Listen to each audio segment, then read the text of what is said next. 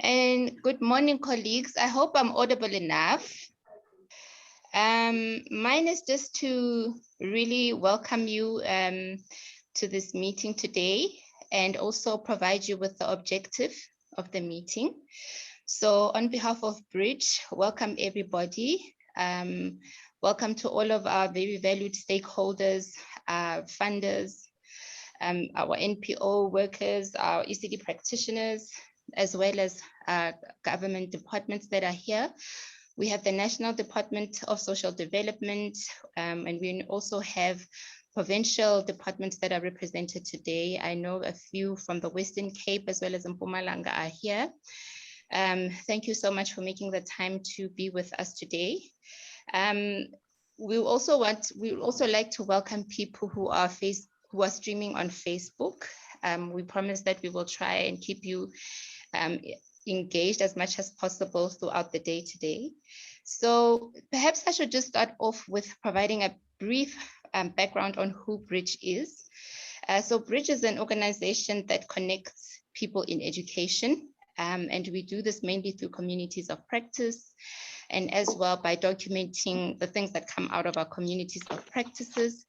And so we are here today through the Early Childhood Development Community of Practice, which is one of the focus areas that we focus on here at Bridge. And within the ECD focus area, we've got a national ECD COP that runs, and we also have provincial communities of practice. And so in particular, the Western Cape ECD COP had a question that has been lingering, in our conversations as we meet on a quarterly basis around what is parent support, what is good parent support, and ideally what should it look like. So we've been asking these questions and we've been engaging the topic on parenting from different aspects, but we thought that as the Western Cape ECD COP, we would really like to extend this conversation to other people in the ECD sector as well. And so really our objective today is for us to explore the idea of parent support with the colleagues that are here in the room. And with that, we had a number of Western Cape ECD COP members who formulated a working group, and they've been working on this seminar over a couple of months. So Bridge, as Bridge, we haven't really been driving this on our own. We've had the COP members driving the seminar as well. And with that, I would love to introduce the working group that's actually been behind the seminar. Kyan Schultz from DGMT and Ilifalabantwana. He's our facilitator as well in the Western Cape. I'd love to introduce Pam Picken from Dumo Foundation. I would love to introduce Kathima Ibrahim from Mikulu Trust. I would love to introduce Yome Keleni from DGMT as well. Yome, if you can show your video, I would. Hello. I would also love to introduce Kautha.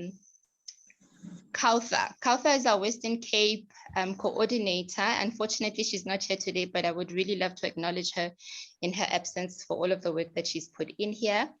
And yeah, we really, on behalf of Bridge and the Western Cape ECD COP, we welcome you, and we hope that you will get everything out of this seminar. With that, I would love to introduce Voiswa Ngonsa. Voiswa is a facilitator, and she's also the CEO of Bridge, and she'll be taking us through the agenda and facilitating it today. So over to you, Voiswa. Thank you very much, Thandeka, for that warm welcome. And I also want to echo your appreciation of our partners. Before I introduce the session, for those who've just joined, I'd like to just urge you to fill in the register that has been shared as a link in our chat, but also to share what it is that you're hoping to get from today's convening. With that said, I'd like to get back to the business at hand. As parents and caregivers, we all want what is best for our children. I'm sure you'll agree, though, that being a parent is not easy. I came across a definition of parenting I liked, and it defined parenting as the activity of providing support, care, and love in a way that leads to a child's total development. And healthy parent involvement and intervention in a child's day-to-day life is also said to lay a foundation for better social and academic skills. A secure attachment is known to lead to a healthy social, emotional, cognitive, and emotional development of a child. In South Africa, however, we know that approximately a third of children below the age of 17 live with both parents. A majority at 42% live with the mother, but a significant 21% of children do not live with their parents. And these stats are from the General Household Survey of 2019. So this means that many children are raised by their grandparents and other relatives, especially in poor communities. And this is due to labor migration and other reasons. Dr. Bruce Perry, in his book, Of What Happened to You, says more than 130 million babies are born in the world every year, with each child arriving into their own unique set of social, economic, and cultural circumstances. Some are welcomed with gratitude and joy in the arms of their doting parents and families, while some may experience rejection, pressures of poverty, and cycles of violence. I'm not going to go into an academic debate about the definition of a parent. Suffice to say, we will use the broader definition of a parent as the one who nurtures and raises a child. In this webinar today, we are going to have thought-provoking presentations. We are going to share ideas and working practice, and we are going to hopefully brainstorm on how we can collectively strengthen the role parents play in bringing up and producing well-rounded citizens. As NGOs in education, some of us have had very little engagements with parents, but with the pandemic, we are learning the value of having these stakeholders as critical social partners to build back better and stronger for recovery. I know that from my team of 9, at least 7 of us are parents, and we often minimize the role we play as parents as not knowing enough. But when I added the ages of our children as the staff of Bridge, I came to a whopping cumulative age of 282 years of child raising. And that's no mean feat.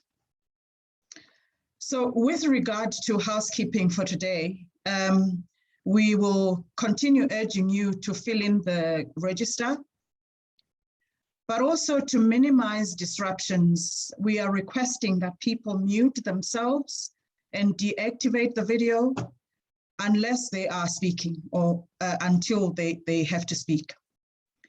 We have people on Zoom, but we also have people on Facebook. So we are going to do our best to keep an eye on the comments and the questions from both platforms. So the first session for today are 2 presentations given by 3 presenters. The first presentation is by the Department of Social Development, Bombeleni Munjedzi, as well as Andre Viviers. Bombeleni is a social work policy manager at the National Department of Social Development in the ECD and Partial Care Chief Directorate. Bombeleni is coordinating the Caregiver / Parental Capacity Building Program. She is a social worker by profession and has worked in the departments of health and social development. Andre Viviers is currently the education manager specializing in early childhood development at UNICEF in South Africa. He has 31 years of experience in social work and development, of which more than 22 years were directly related to the advancement of ECD. I think I'm also going to welcome Carol Womberg in this session because she'll be giving the second presentation. Carol Womberg is the CEO of the Institute of Training and Education for Capacity Building, otherwise known as ITEC. She's a member and the treasurer of NECTA. She has 28 years of experience in the NGO sector with key responsibilities of strategic oversight, HR, finance, and fundraising. With those words, I welcome the three of you, and you may please go ahead with your presentations. Thank you.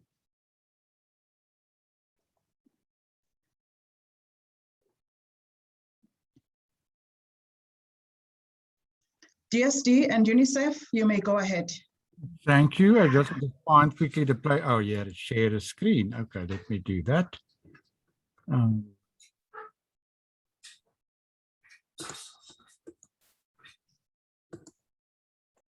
Oh gosh, no, each time one is on a new system, you don't know what you are sharing and what you are not sharing. So let me just find the presentation quickly. No problem, Andre. Colleagues. No problem. You'll let us know if you want us to share it for you. Just give me 1 second and then I will see if I can share it. Otherwise, we'll ask you to, oh dear, I got it, you know, patience to those who wait. Okay. Okay, is it in full screen with everybody? Yes, thank you, Andre. Okay, Yes. I'm handing over to Bombeleni. She will do the first part and then I will do the second part. Thank you. Bombeleni, over to you. Good morning, colleagues and partners. As I've already been introduced, I'm Bombeleni Munjezi. I'm going to share on the parenting program for the young children, that which we have developed together in partnership with UNICEF.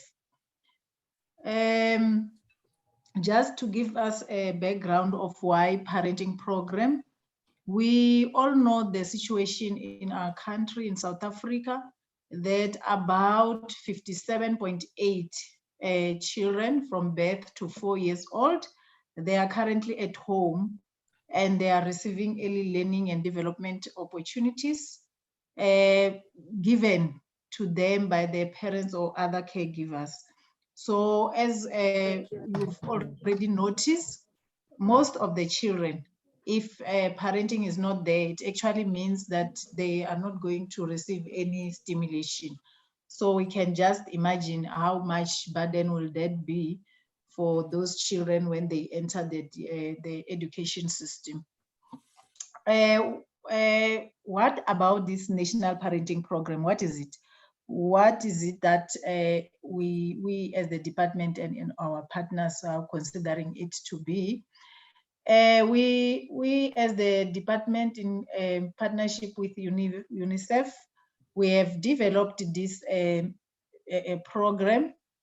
We had targeted the children from birth to 5 years. Actually, when I'm saying targeting the children, I mean targeted the parents for the children or caregivers of those children in that age category. We focus on supporting and strengthening the capacity of parents.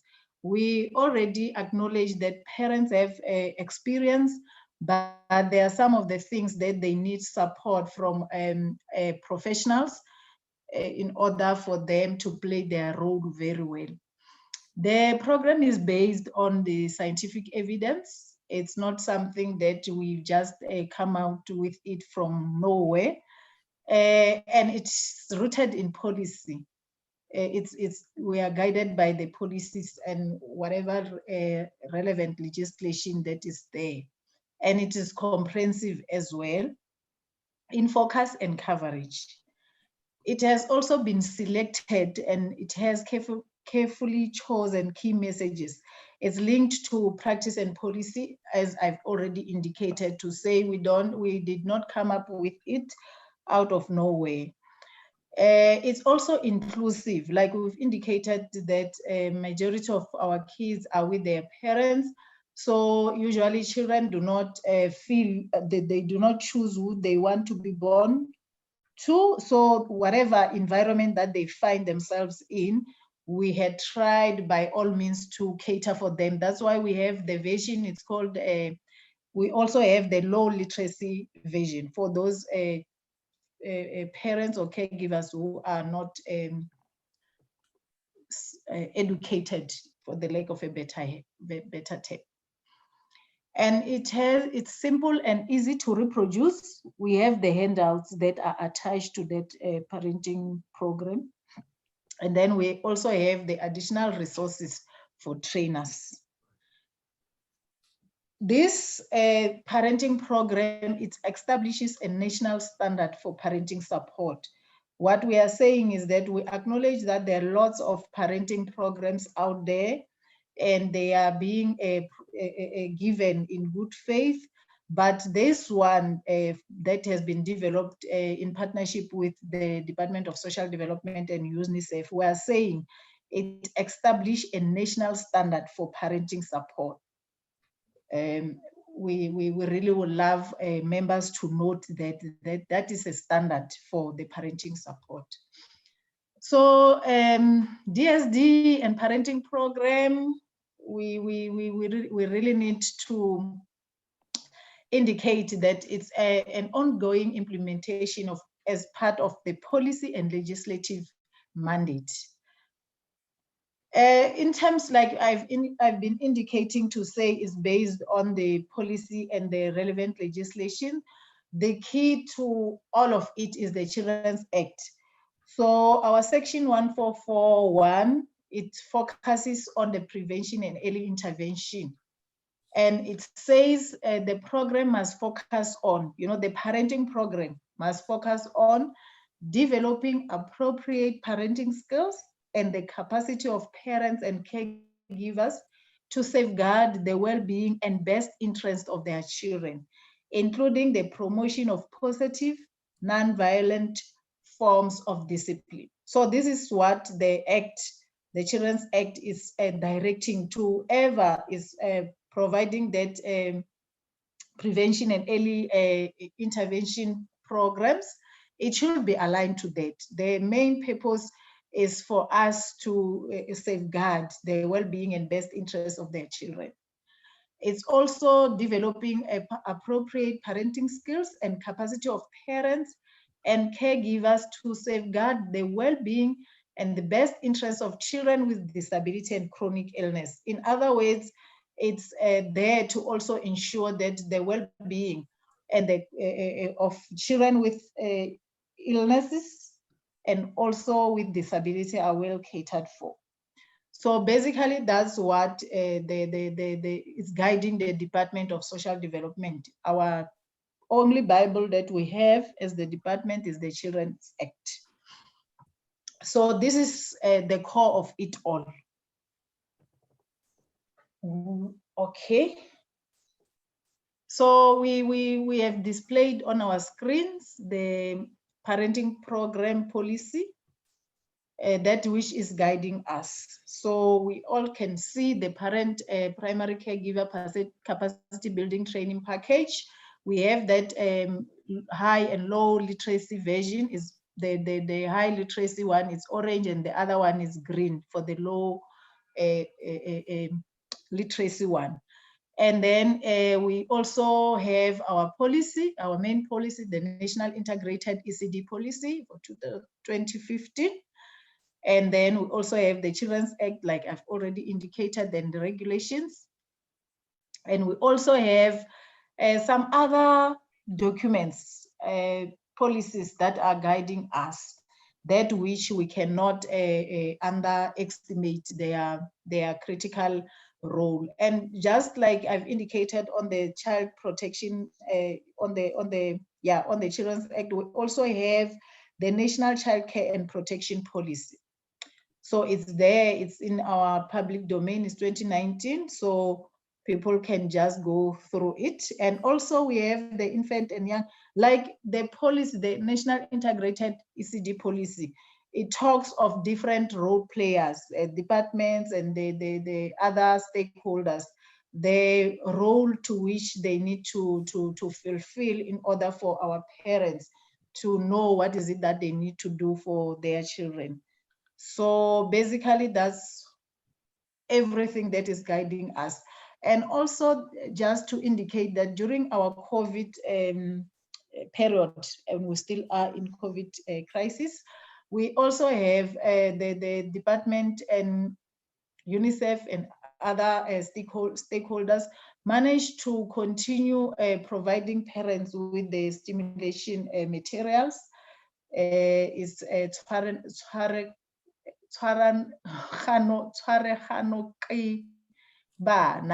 play, learn, and grow together. So basically that's what has been given to us as parents to say, even though we are in COVID crisis, let the stimulation of our children continue.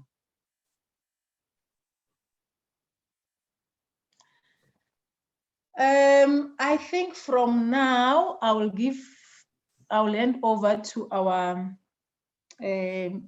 partner, our key partner, UNICEF, to continue with the other, with that presentation. It's just the continuation from where I've left off. Thank you. Thank you very much, Bombeleni. I just want to continue and say the program have actually been reviewed twice. In 2014, and there was no adjustment needed generally then. And also in 2017, which was a more in-depth review. And what happened there is there was just some, the presentations were updated and additional handouts. About 2.5 years after the initial implementation of the program, this is quite some time ago, we did an external evaluation. And this is some of the findings of that evaluation at that point. And you will see later on, we're still around the same issues. And I think the big thing is around the use of participatory methodologies, because that's the way it was designed for parents to internalize the knowledge.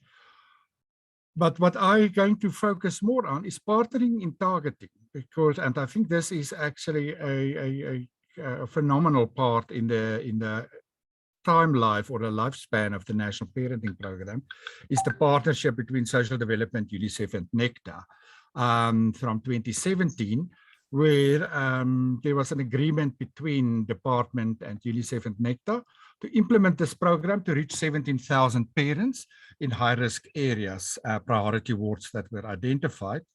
And NECTA, as a superb implementing partner, managed the implementation of the program. And the implementation coincided with capacity development, pre and post test, and all of that. And what is wonderful about this, which is not covered in this presentation, is that the different implementing member organizations use really different modalities. There was no one size fits all. If you go to Limpopo, working in prisons and self-help groups, going to the Western Cape,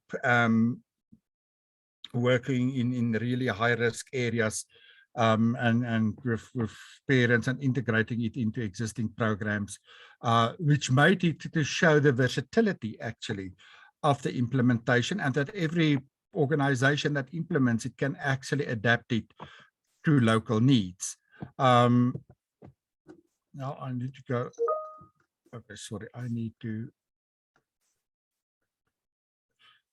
At the end, we implemented or reached 17,000, nearly 17,500 parents who completed all 11 sessions.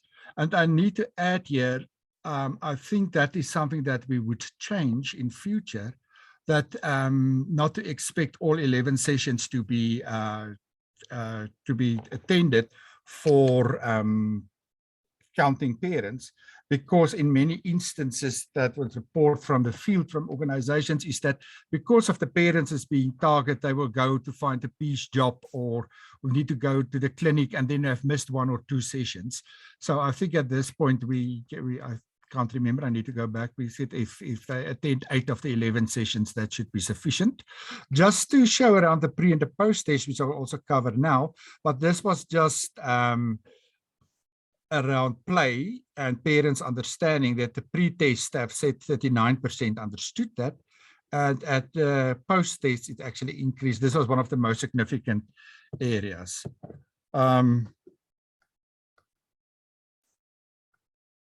What was notable was the commitment, initiative, and leadership of NECTA and the member organizations, and that many of these organizations continued with the implementation after the project have ended, and that there was actually, I think, in general, very good collaboration between NECTA and the national, provincial, and district departments, and the feedback actually tells the story. What does the pre and post test tell us? And this is just an analysis of it. And I think the important thing that we must keep in mind is, and that exclude the one on play that I showed you, but with all or most of the others is parents already have knowledge on child development and related issues. Parents are there, they have it. They had it for centuries and they still have it. And it is good before the intervention. So with many of the questions that was asked in the pre and post test is we feel a noticeable impact, but not necessarily a significant impact on knowledge of parents in all the areas.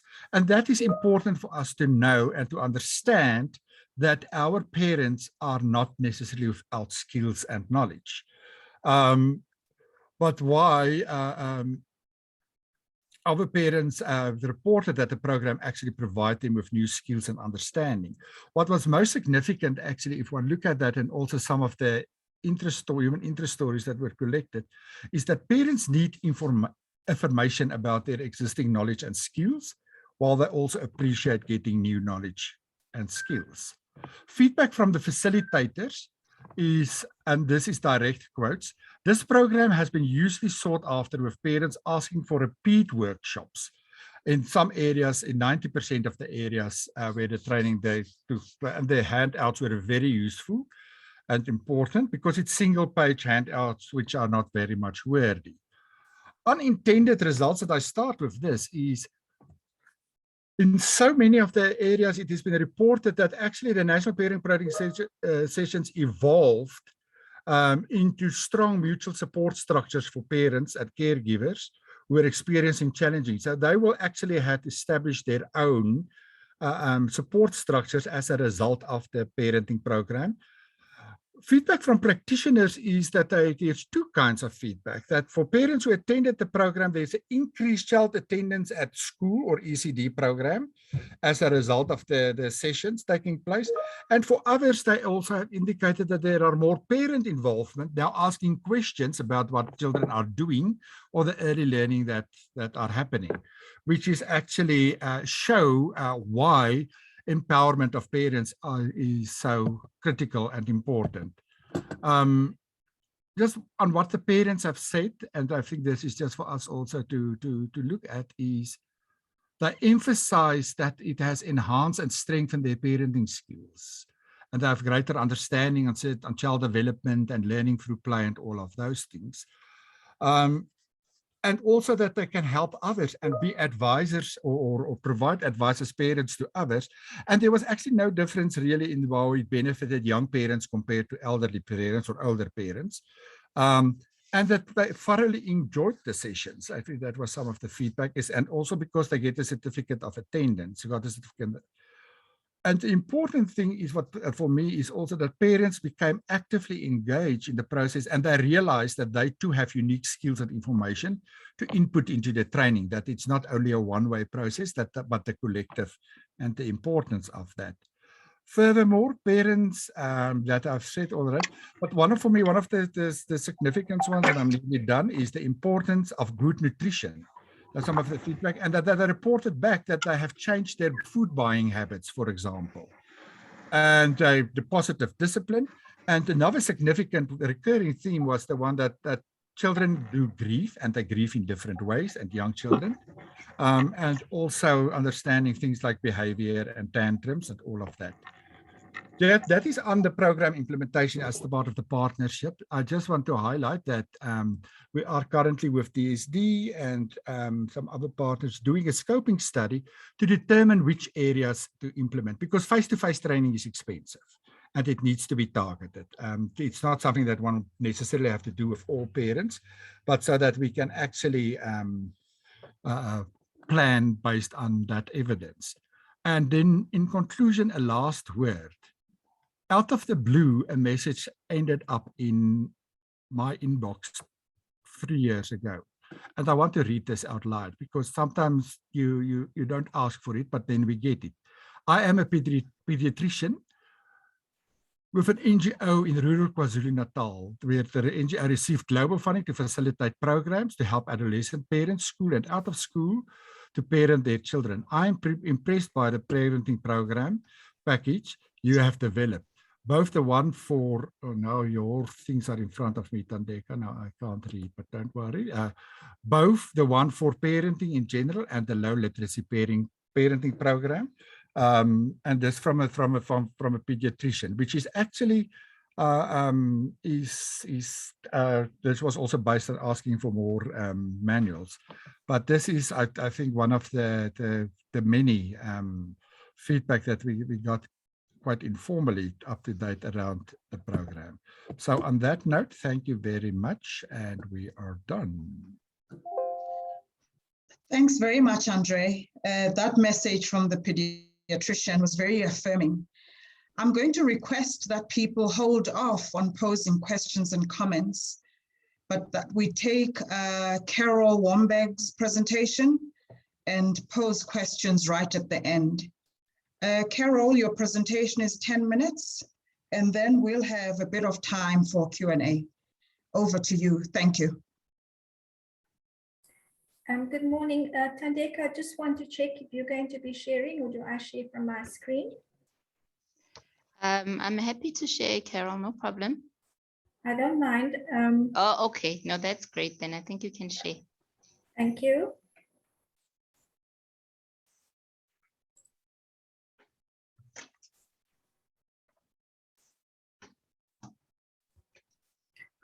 Right. Good morning, colleagues, and thank you for the invitation to present and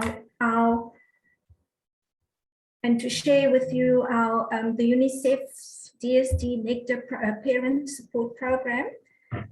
We are pleased to be part of this process. So if I can just move some things here. I'm not able to see my screen. Sorry, I'm not able to see my screen. Yes, we are. Yes, we can. No, me. There are a lot of things on my screen here.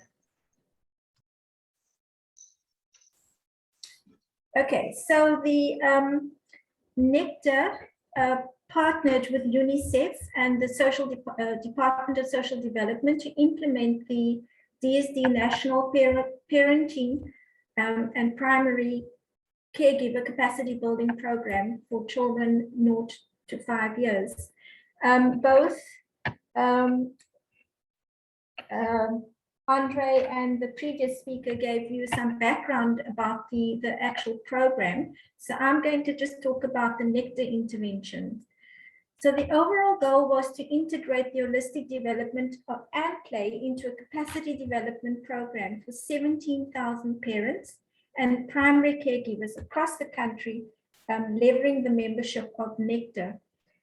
We established a steering committee comprising UNICEF, DSD, and Nectar, and to corroborate what Andre had and the previous speaker said earlier on, the relationship between the Department of Social Development in all districts was absolutely phenomenal.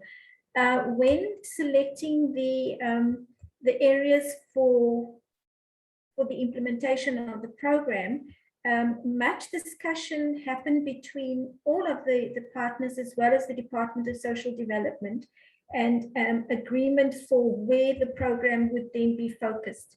Throughout the program, DSD supported all of the member and gave their support for the program. So I want to applaud the department as well for the commitment to the program and working very closely with NECTA. So the parenting program was initially planned for 6 months, ended up being almost 18 months. 24 NECTA member organizations were contracted to implement the program, and we had to, all of the probably 100 member organizations, we sent out an invitation to all of them, and of those plus minus 100 organizations, 24 member organizations responded and were contracted to implement the program. 30 sites were identified through the 9 provinces. I'll show you shortly where those provinces, where the programs were rolled out. The first intervention was a training of trainers and the orientation workshop held with all facilitators and DSD officials. That happened in Johannesburg at the onset of at the beginning of the program. At that session, we discussed with the facilitators and DSD officials support with regards to the development of all the administrative forms that would be used for the training program, as well as the translations for those various forms. One of the reasons we did this was, and we will talk about it later on in the program when we discuss very briefly the financial implications. But one of the challenges we had was obviously with finances. And we thought, as the steering committee and as the NECTA board, that we would use the skills from within our implementing partners to do the relevant translations, thereby not costing the project anything.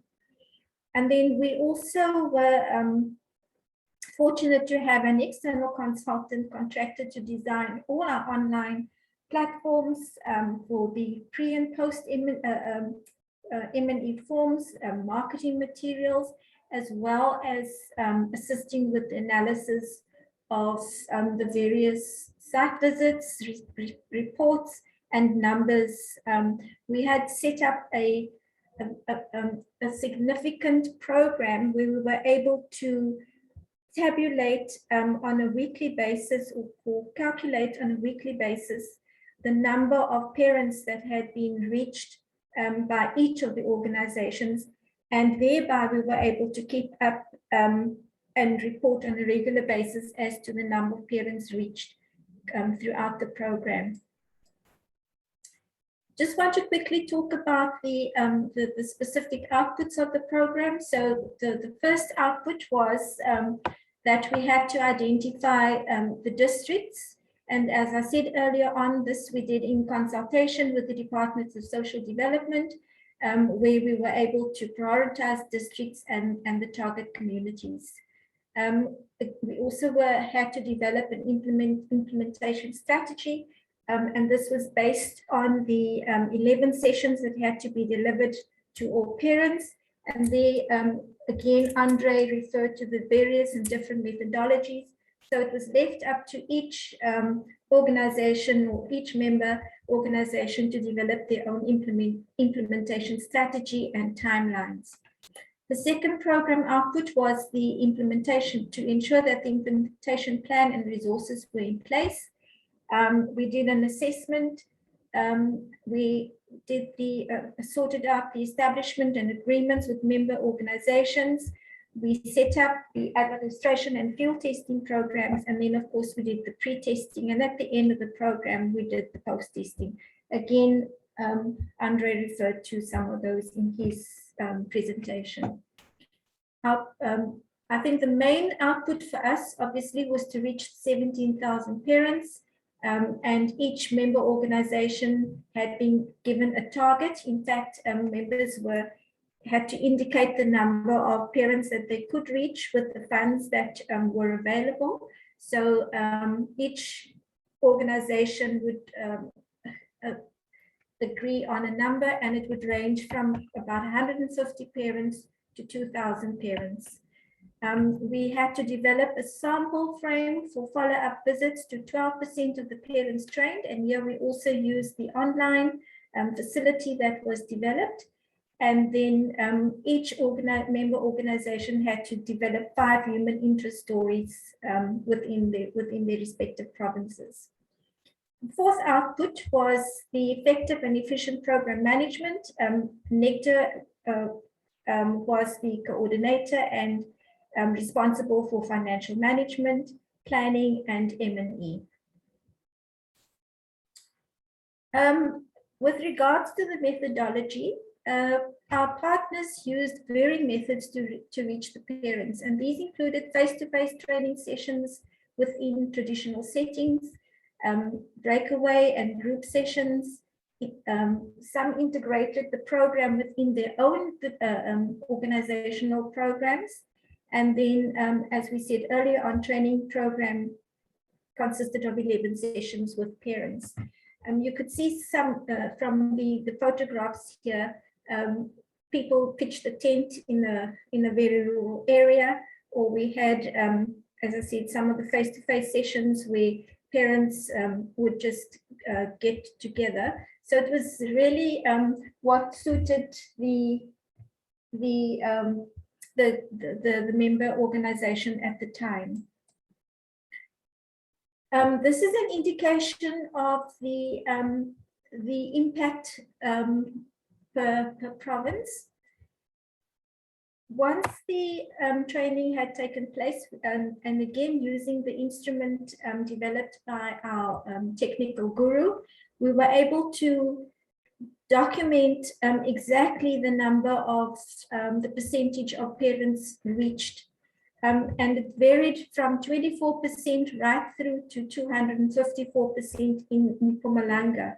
It also varied in terms of the number of organizations that we had available to train within each of those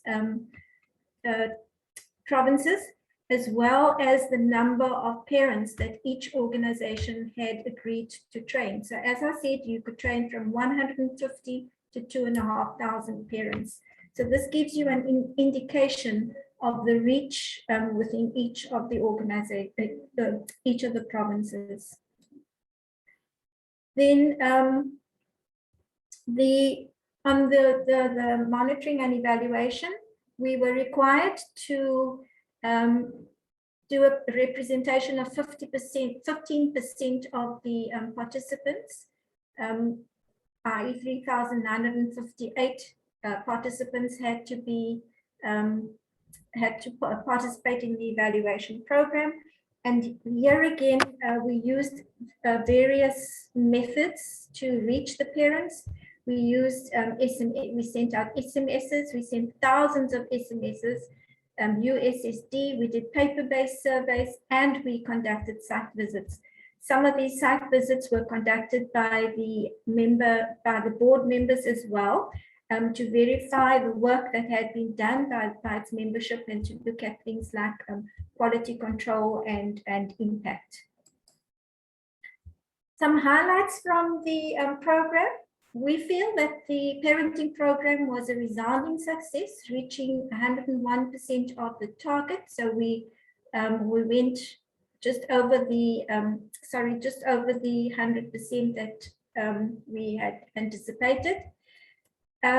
We spoke about the strengthened partnerships with DSD, UNICEF, and the Nectar members. And again, as I commented earlier on, the commitment by DSD in the districts was absolutely commendable. 188,599 parents were trained, impacting over 200,000 children.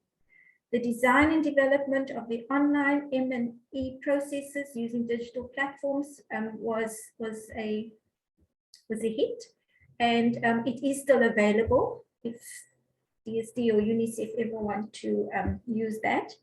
The digital mapping system developed and linked to the organizational reporting processes, the number of parents trained per session per organization, facilitators trained on the use of the digital reporting instrument. So what happened is that the facilitators were trained on how to use the digital reporting instrument, and they were able to capture the number of parents trained on a weekly basis. And thereby we were able to keep track of the number of parents trained throughout the program. And then the contribution by partner organizations to the program in various ways. Example, the translation of services, financial and other support. And I'd like to mention here that even though the bulk of the money was for the program was provided by UNICEF, the NECTA board members in their personal capacities or within their organizations contributed through time and other resources, an amount of almost 650,000 towards the program. Just to give you a sense, sorry, of where the program was, where we had the implementation. We had 9 provinces had received, were targeted. We reached 17,145 parents, already referred to 101% of the target. And the number of parents attending all of the 11 sessions were 188,599. One of the challenges that we had, which we refer to here, is the fact that not all parents were able to attend or complete all of the 11 sessions.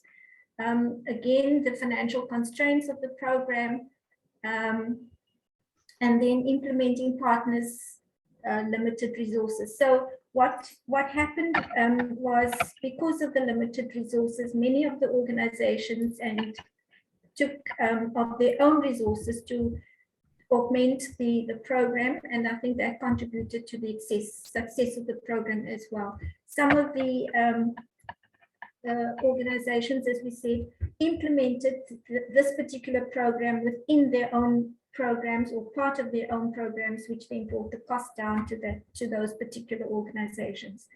The awarding of certificates at the end of the program was well received by all parents. It was something that they all looked forward to. Carol, may I interject?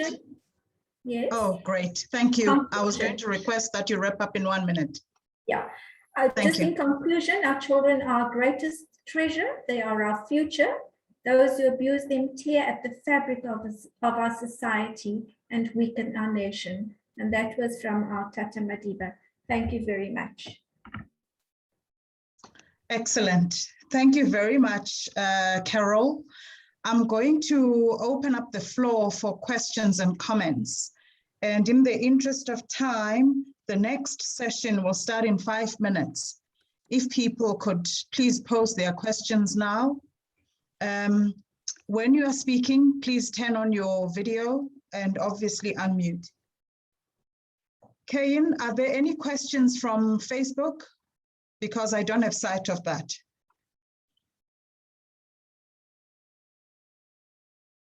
Kayin?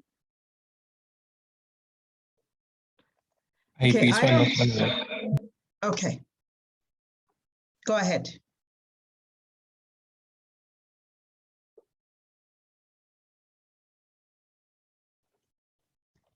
Any questions from Facebook? There's no questions on Facebook at the moment, Lisa. Okay, I can see 2 hands, so I'm going to take Shamsunisa and then Katima. Please go ahead, Shamsunisa. Good morning, ma'am, and thank you for saying my name so beautifully. My name is Shamsunisa. I'm from FCW. I just want to know, was there any feedback from parents who attended the sessions?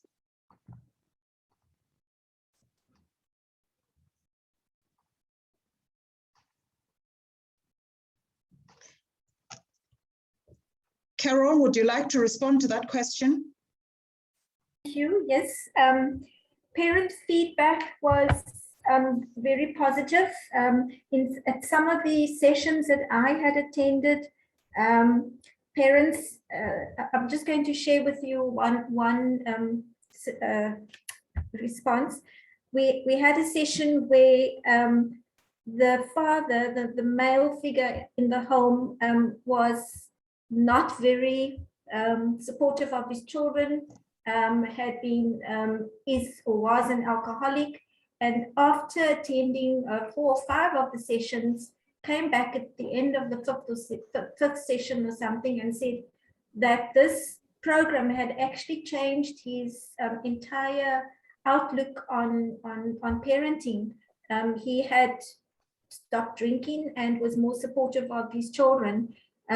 Many other parents spoke about the grieving process and how the training had assisted them with dealing with grief.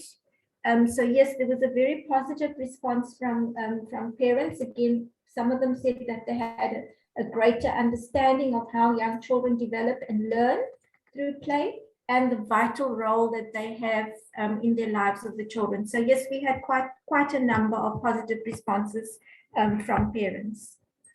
If I just can add to Carol, the responses are also in the presentation that we did with the Social Development and UNICEF did. Those are some of the responses of parents. Obviously, we could not include everything. Okay, I'm going to go to Mark Aguaya before I go to the chat. Mark, would you like to pose your question or comment now? Thank you. Thanks so much. Hi, Mark Aguirre from Hope Worldwide. Mombileni, Andre, and Carol, thank you so much for your awesome presentation. One of the big questions that I think as we are also rolling out a new ECD parenting program, is the sustainability of the program, meaning are we seeing a sustained behavior change beyond the initial phase? And so I'd love to hear from the presenters whether you've been able to go back and sample some of those parents and to see whether the behavior change that you noted early on is actually still being sustained. It's something that we're looking at closely. Would love to learn from you guys. Thank you. May I respond, Ndeka? Yes, please. Okay. So in preparation for this presentation, we did a quick whip around amongst the member organizations that had implemented the program so many years ago. And a couple of the responses received back from them indicate that they are still using concepts, maybe not everything, but they are still using concepts from the program. And they constantly communicate. They're constantly in communication with parents who have been trained or had participated in the training before, and they indicate that they are still using, as I say, some of these concepts, and they're doing quite well. So we did, as I say, we did a quick whip around, and we received quite a few positive responses with regards to continuing the program within the organization's own program. So these you know, the thread, it's sort of continued, and even in the work that we do, we use concepts of the parenting program within our own programs. If I could just add to Carol quickly, I think one of the things that we have seen when we did the interim evaluation many years ago, which was done a year after implementation in a rural province, it was that the knowledge retention was actually after a year very high. It surprised the evaluators, though one need to look at the feedback because it's reported feedback from parents, and there is never sufficient funding to do a real impact study on these. But it is generally what is being experienced as from that side, at least. Thank you, Andre and Carol, for that. In the interest of time, I'm going to ask that the presenters share their email addresses so that people can pose questions directly. But a number of questions on the chat were wanting to know how NGOs can partner and access the program and materials to train their staff. So if you could both just speak to that question, and then we will move on to the next session, but endeavor to get back to people and address their questions via email. Thanks. Over to you both. Maybe Bombeleni can also come in, but I think the program is open source, available to anybody to use. So there is no, and I can put a link up here, but I think it's also important to connect with the Department of Social Development as the custodian of this program, and maybe Bombeleni can just add to that. Okay, thank you for that question. What I can say is that we are hoping that NGOs will form part of what is happening in the districts.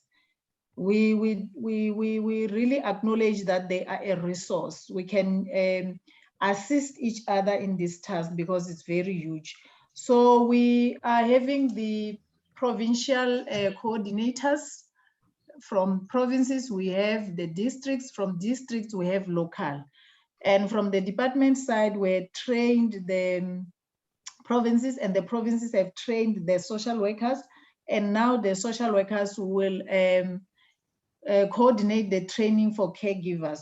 So all we are saying is that if there are NGOs in wherever, they need now to partner or to be working closely with the Department of Social Development.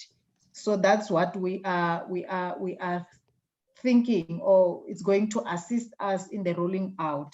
Because if they are partnering, it means the areas that they are providing, they will be providing the training. The DSD won't go there and provide the training as well. And it's going to be the same thing.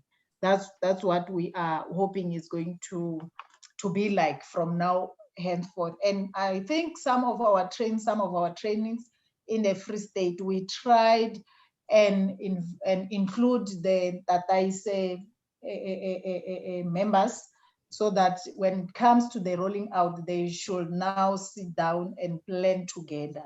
So that's what I can say from the Department of Social Development, because we really would love to be coordinating the whatever services that needs to that goes to our parents. Thank you.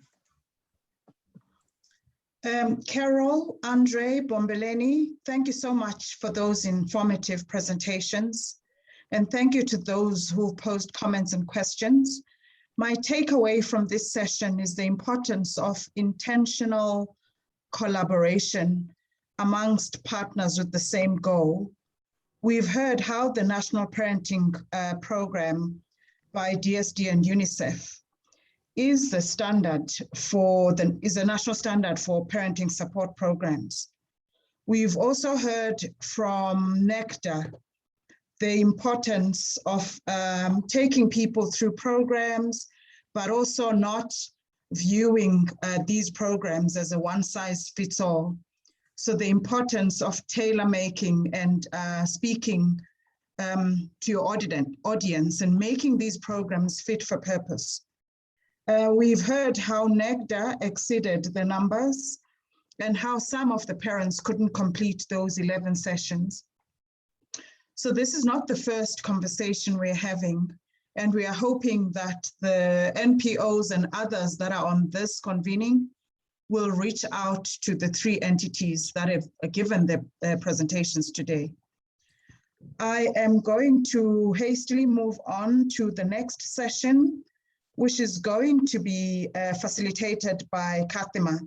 It's a panel discussion which will take us to 11:50, after which we will have a break. Thank you. Over to you, Kathima. Thank you, Vuiswa, and thank you to Andre, Bombeleni and Carol for your presentation. My name is Kadima Ibrahim, and I'm the director of the Mikulu Trust. And I want to give a warm welcome to our panelists who are going to be with us today. The purpose of this panel discussion is for us to understand from research what it tells us about what works, and also importantly, what doesn't work when it comes to supporting parents to do well with their young children. I'm a strong believer in understanding the impact of the work that we do, and I'm delighted to be joined by two expert panelists on exactly this. We're going to have three panelists, but one of our panelists were not able to make it at the last minute. He has, however, shared with us a video of a few brief points, which I will also share. So I'm going to start with just introducing our panelists and then invite them afterwards to make opening remarks on their insights. I'm going to start with introducing Professor Mark Tomlinson, who isn't with us today, but whose video I will share. Mark is the co-director of the Institute for Life Course Health Research in the Department of Global Health at Stellenbosch University. He's a clinical psychologist by training. His scholarly work has involved a diverse range of topics that are connected through an interest in factors that contribute to compromised maternal health, to understanding child and adolescent development in context of high diversity, to understand the impact of maternal depression on child health and development, and how to develop community-based interventions to improve health and development across the life course. Mark has been a consultant for the World Health Organization, UNICEF, USAID, the World Bank, and the Sexual Violence Research Institute, and Conrad N. Hilton Foundation. In 2017, he was elected as a member of the Academy of Science in South Africa, and he received the Chancellor's Award for Research at Stellenbosch University in 2015. He's published over 300 papers in peer-reviewed journals and edited 2 books. That's Professor Mark Tomlinson. Next, I'll briefly introduce Dr. Hlengiwe Sakolo. She's a postdoctoral researcher at the University of Cape Town, Center for Social Science Research. Her broad research interests are in family, adolescent, and child health. She has a wide experience in adolescent sexual and reproductive health, parenting interventions, evaluation research, and project management. She currently works with a multidisciplinary team on a unique study that examines the scale-up of the Parenting for Lifelong Health programs across multiple contexts in low and middle income countries. And last but definitely not least, Linda Beersteker, who is the former research director at ELRU, the Early Learning Resource Unit. She has extensive hands-on experience in research, training, and materials development in the ECD sector, both locally and internationally. Linda has a particular interest in interventions targeting vulnerable caregivers and their young children, and understanding the factors that support take-up of scaling of such interventions. She ran the parent division at ELRU for a number of years and designed and more recently piloted an early childhood stimulation parenting program adopted by the government of Zimbabwe. She has researched caregiver understandings and practices in support of the young children's development in South Africa, Swaziland, Malawi, Zambia, and evaluated several different parenting programs offered in South Africa by NGOs and government departments. It's taken me a lot longer to get through all of these wonderful and amazing qualifications than I expected. So we really do have the best experts here with us this morning. So welcome to each of you. And I'll ask both Linda and Hlengiwe to keep your videos on when the time comes. I'm going to start now, though, with first playing the video where Mark presents his first few points in just under 7 minutes. Thank you.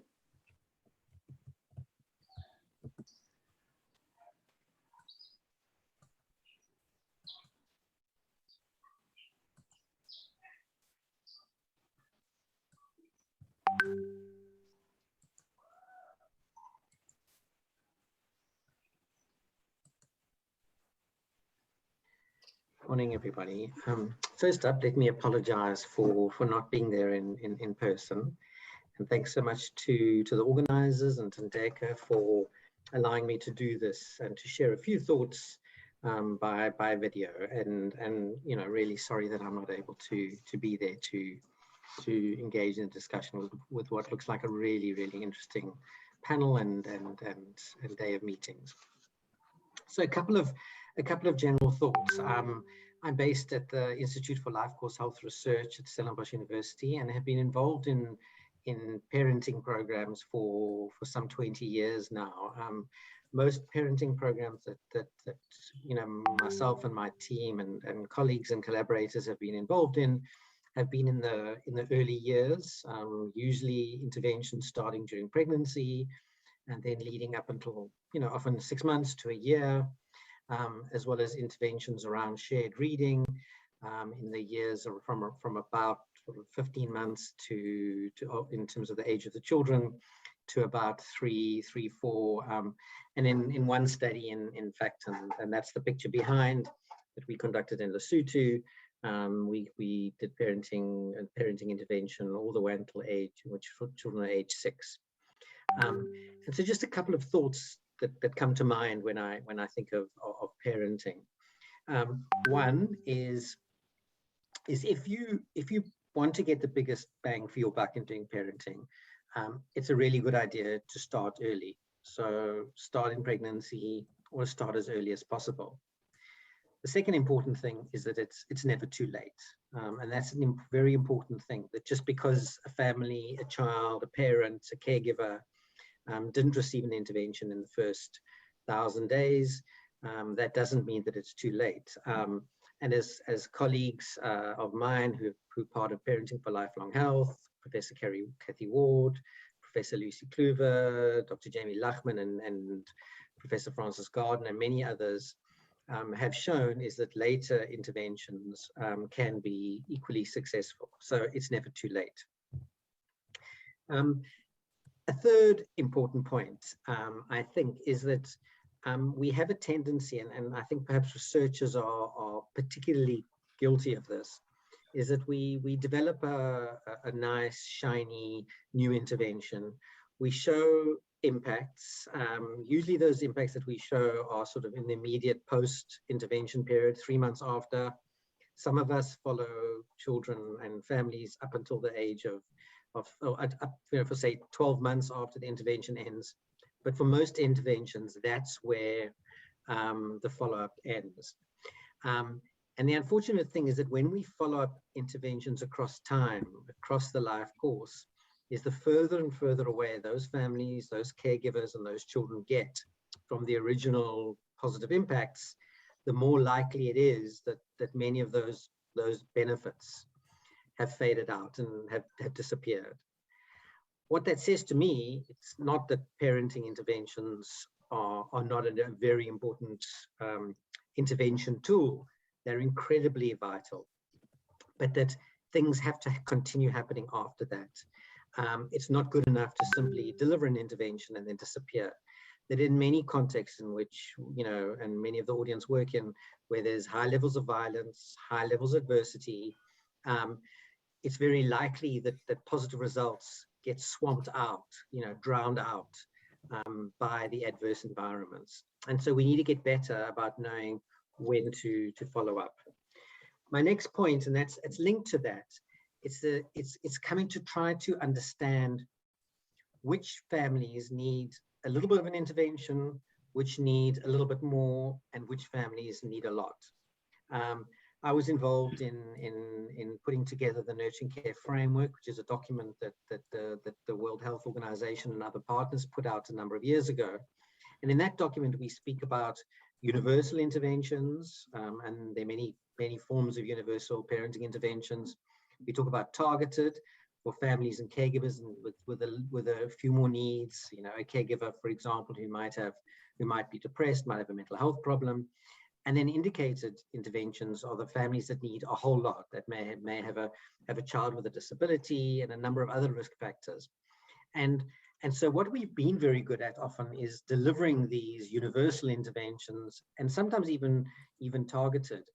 But we haven't always been particularly good at then working out, once we've delivered a universal intervention, which children, which families, which caregivers then need something more as they develop across the life course.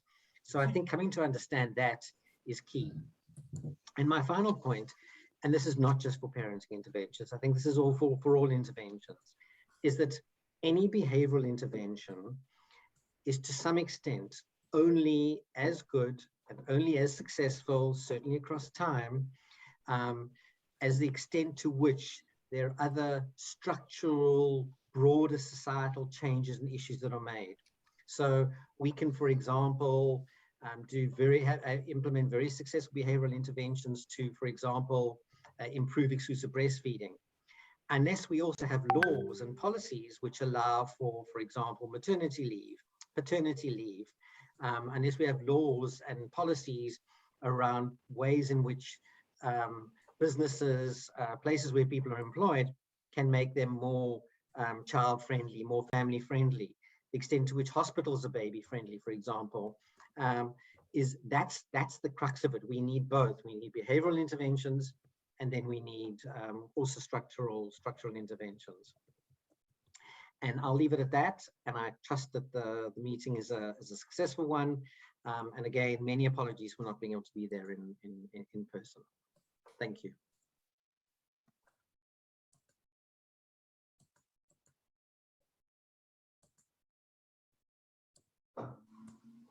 I want to thank Prof. Tomlinson in his absence for sharing his thoughts with us. And I really enjoyed, the points that he shared on, it's so vital to start early, but if we're not building the system and the ecosystem around the parents to support them in the behavior changes that they are making, then, to answer, I think, Mark Aguera's question a bit later on, the impacts do then diminish as time goes by, 5-10 years later on.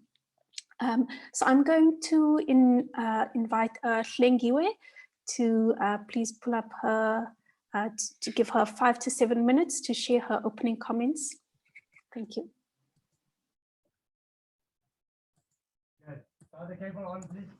Hlengiwe, you're on mute. Thank you so much. Yeah, thank you so much for that heads up. Yeah, I just want to thank you again for the beautiful introduction and also for just the opportunity. And I just want to thank also Just Preach, Western Cape ECD Community of Practice, and all the organizers at large for such a beautiful seminar, and also all the organizations that are represented here and every person who is here.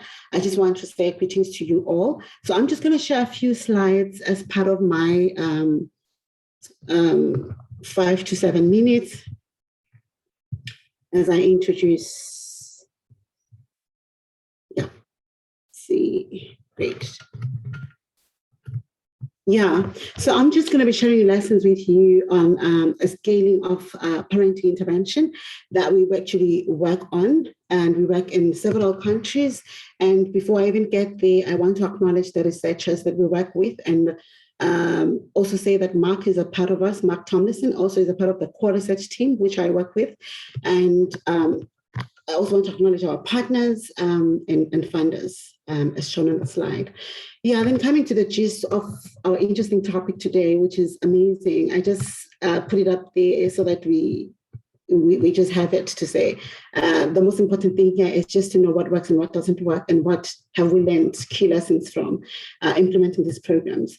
So just in general, I wanted us to look back into research programs that have been implemented in low and middle income countries.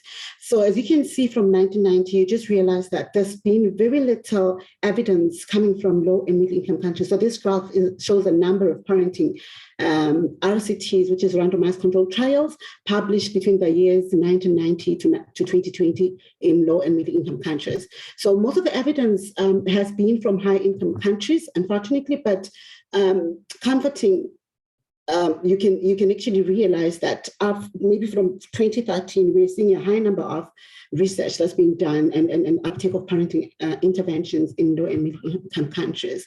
Now, coming to the specific work that we do. So I'm going to be sharing lessons from what we've learned, from what Mark was also speaking about, but maybe I'll speak on a different aspect because we've conducted a study in South Africa, but he's actually made reference of evidence from the various countries that we're working with. So we are basically working on a Parenting for Lifelong Health scale-up of parenting evaluation research program. And this program is a group-based program. It's actually two different programs. One is meant for young children who are 2 to 9 years old, and it's focused primarily on increasing positive parenting, reducing harsh parenting, and also reducing child behavior problems. And it's delivered in 12 weekly group sessions. And there's another one which I don't think is relevant for this session, which is a PLH for adolescents, where we target adolescents aged 10 to 17 years, and they join this together with their parents. But the Parenting for Lifelong Health young children is the one that focuses on parents of children aged 2 to 9 years. I think that's the lessons that I'll be sharing, which are relevant to this meeting. So these programs that we have been taken up in most media and LMICs, basically. As you can see on the map, this is where the Parenting for Lifelong Health programs are being implemented. And currently we are at 28 countries.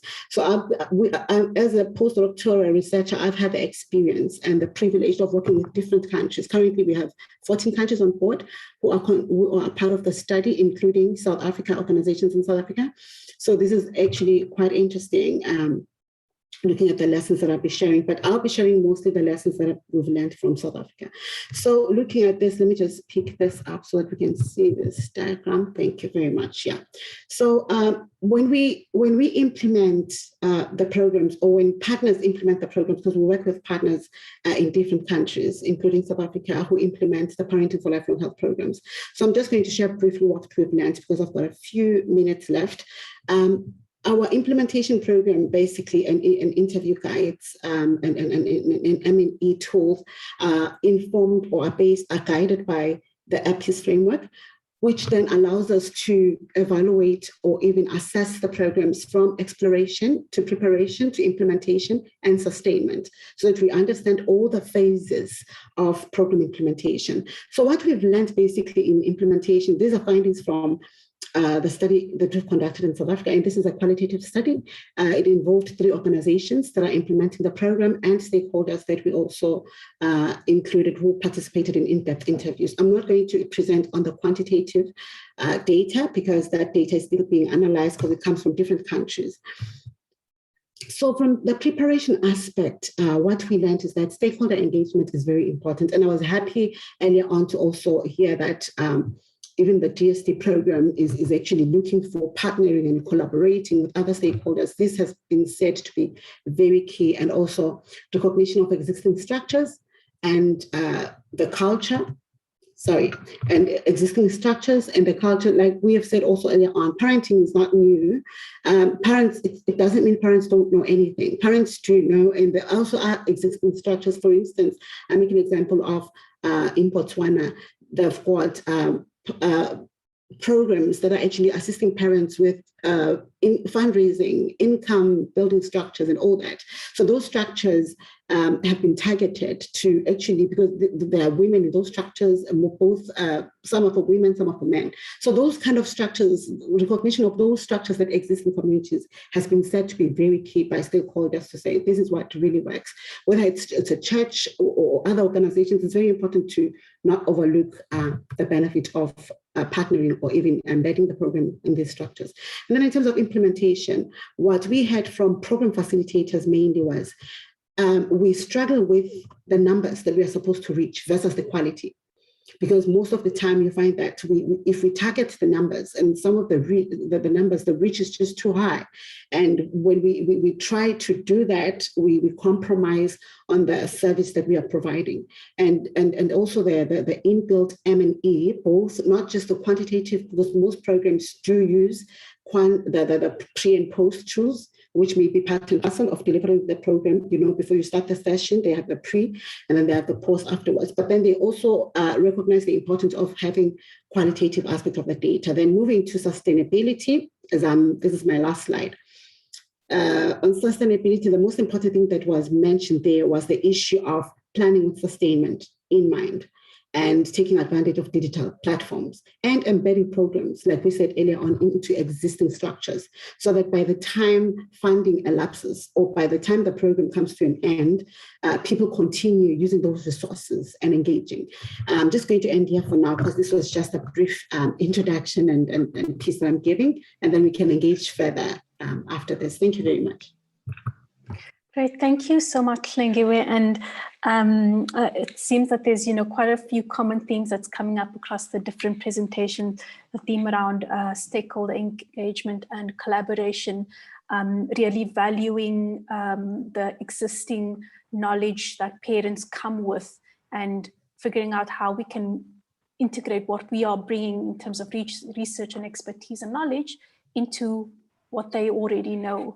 And then that tension between quality and scale, I think that's something that all researchers are sitting with. So thank you very much. I'm going to then hand over to Linda.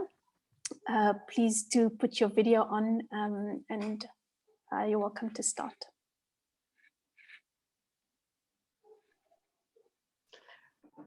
Hi, good morning, everybody. It's really great that we've got this parenting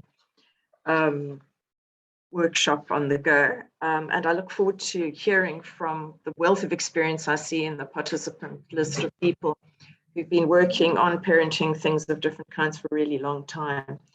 So I was asked to say, is there anything in, that I'd like to highlight from research, theory, and practice on supporting parents to do well for their children? And I think many of the points that I've got have already been made. But I think firstly, just to note that parenting programs cover an enormously wide spectrum of content. So many of the ones for children 0 to 3 are commonly have a health and nutrition focus or a protection focus, and increasingly an early stimulation program component.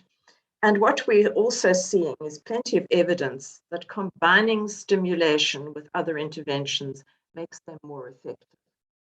So often it's quite difficult to get people who might start off with a health and nutrition focus to add an early learning stimulation focus. And our messaging for the kind of delivery of programs should really be that to have a wide, broad, nurturing care framework is likely to make things more effective.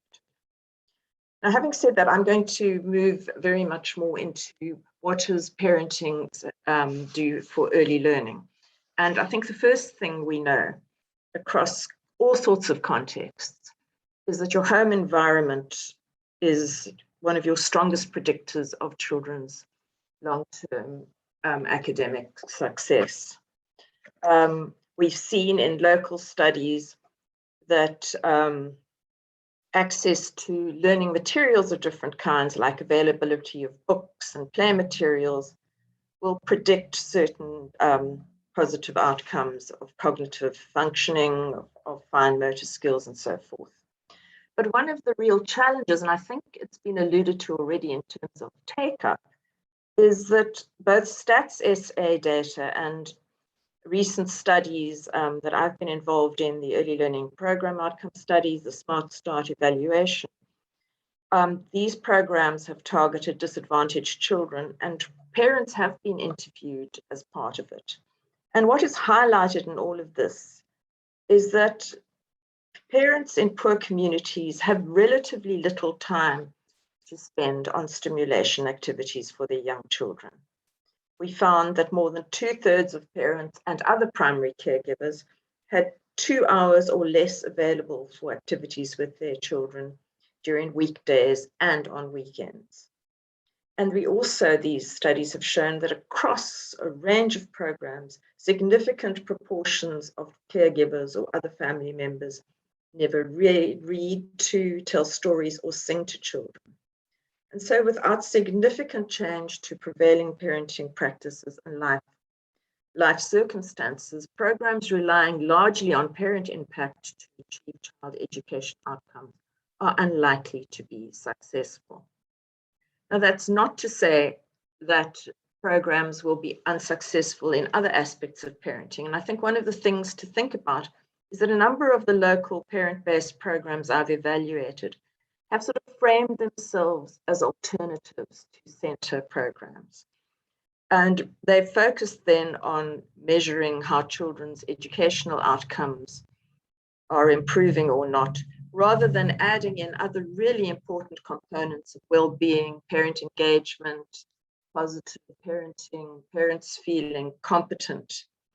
And this then unnecessarily often shows them up as not appearing to be successful. So I think that is something to really think about. So I don't think that we're thinking so much about parent-focused interventions on their own, but maybe parent-focused interventions as part of the suite of things that children need. So we know that parent-focused interventions on their own in many low and middle-income countries can improve learning outcomes better than if children have no program at all.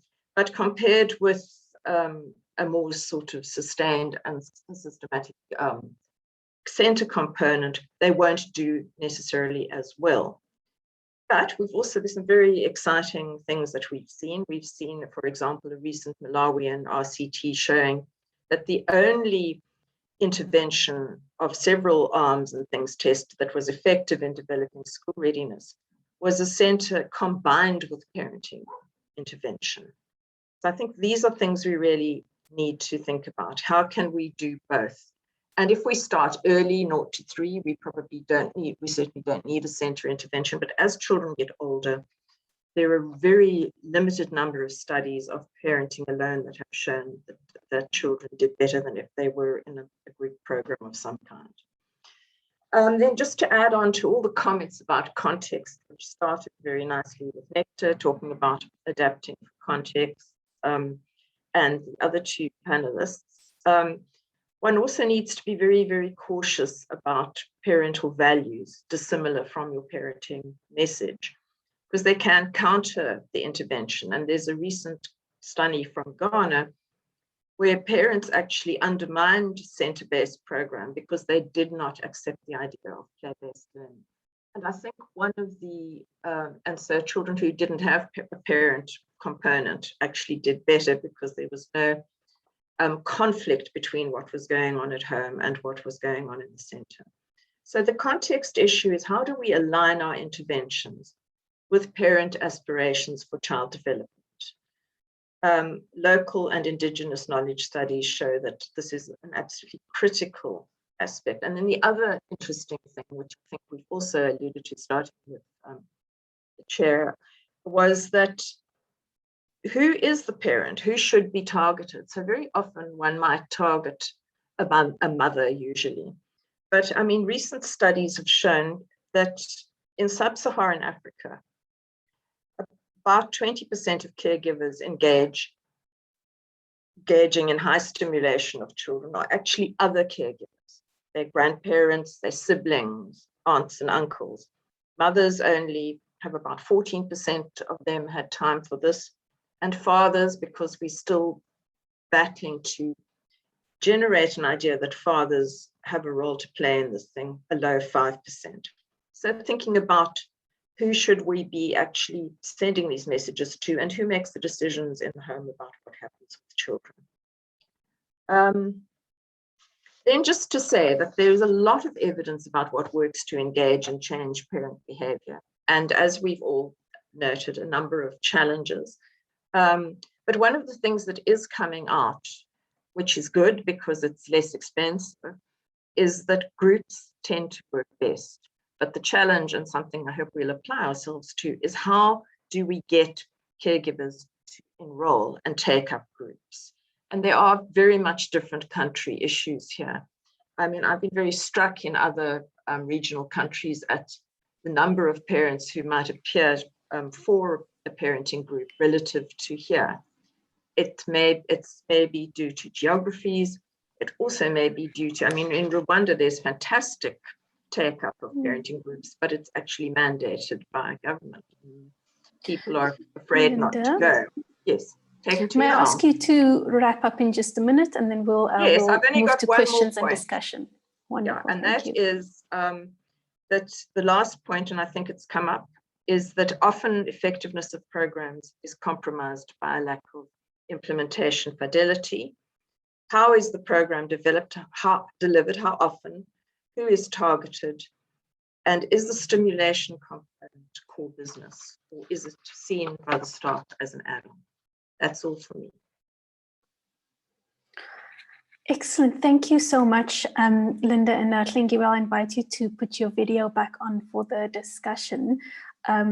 She's so many gems as you were talking, Linda. I was frantically taking notes, but I think something that's the one or two points that really stood out with me is the importance of dovetailing the interest and the work with parents to that with of what's happening in ECD centers or group-based activities with young children.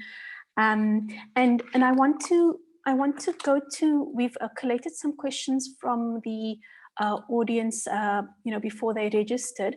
And I perhaps want to start off with a first question around parents themselves.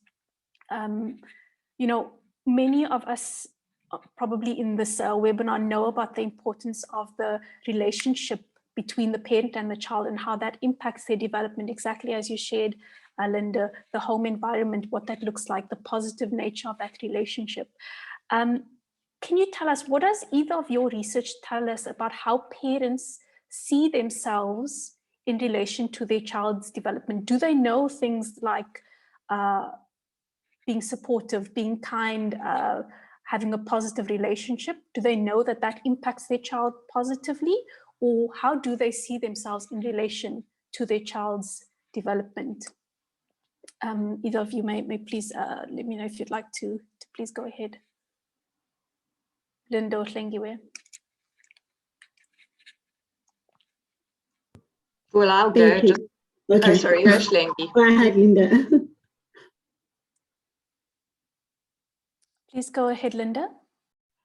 I think, Katja, one of the challenges is, of course, that there are so many different kinds of parents and there isn't really one. But I mean, what we do often, I've often seen, is that parents may feel it more important to be focusing on what you might like to call character formation and socialization, and see that they don't really have an educational role in the sense of school readiness prep and so forth.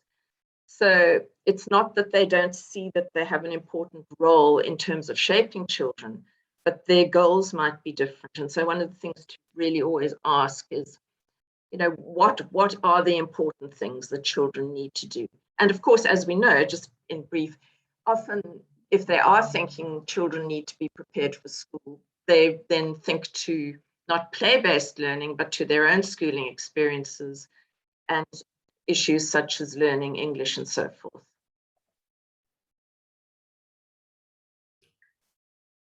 Thanks, Linda. Maybe just to add to that, one of the other interesting things that we've seen is the understanding of what is parenting, because parenting goes beyond providing. Some parents believe parenting is as long as I've provided food, I've provided clothes, I've provided a shelter, but it goes beyond that.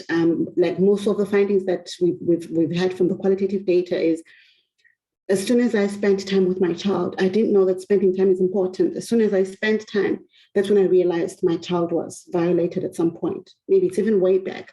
So there was an issue of trust. Maybe the child didn't trust me enough.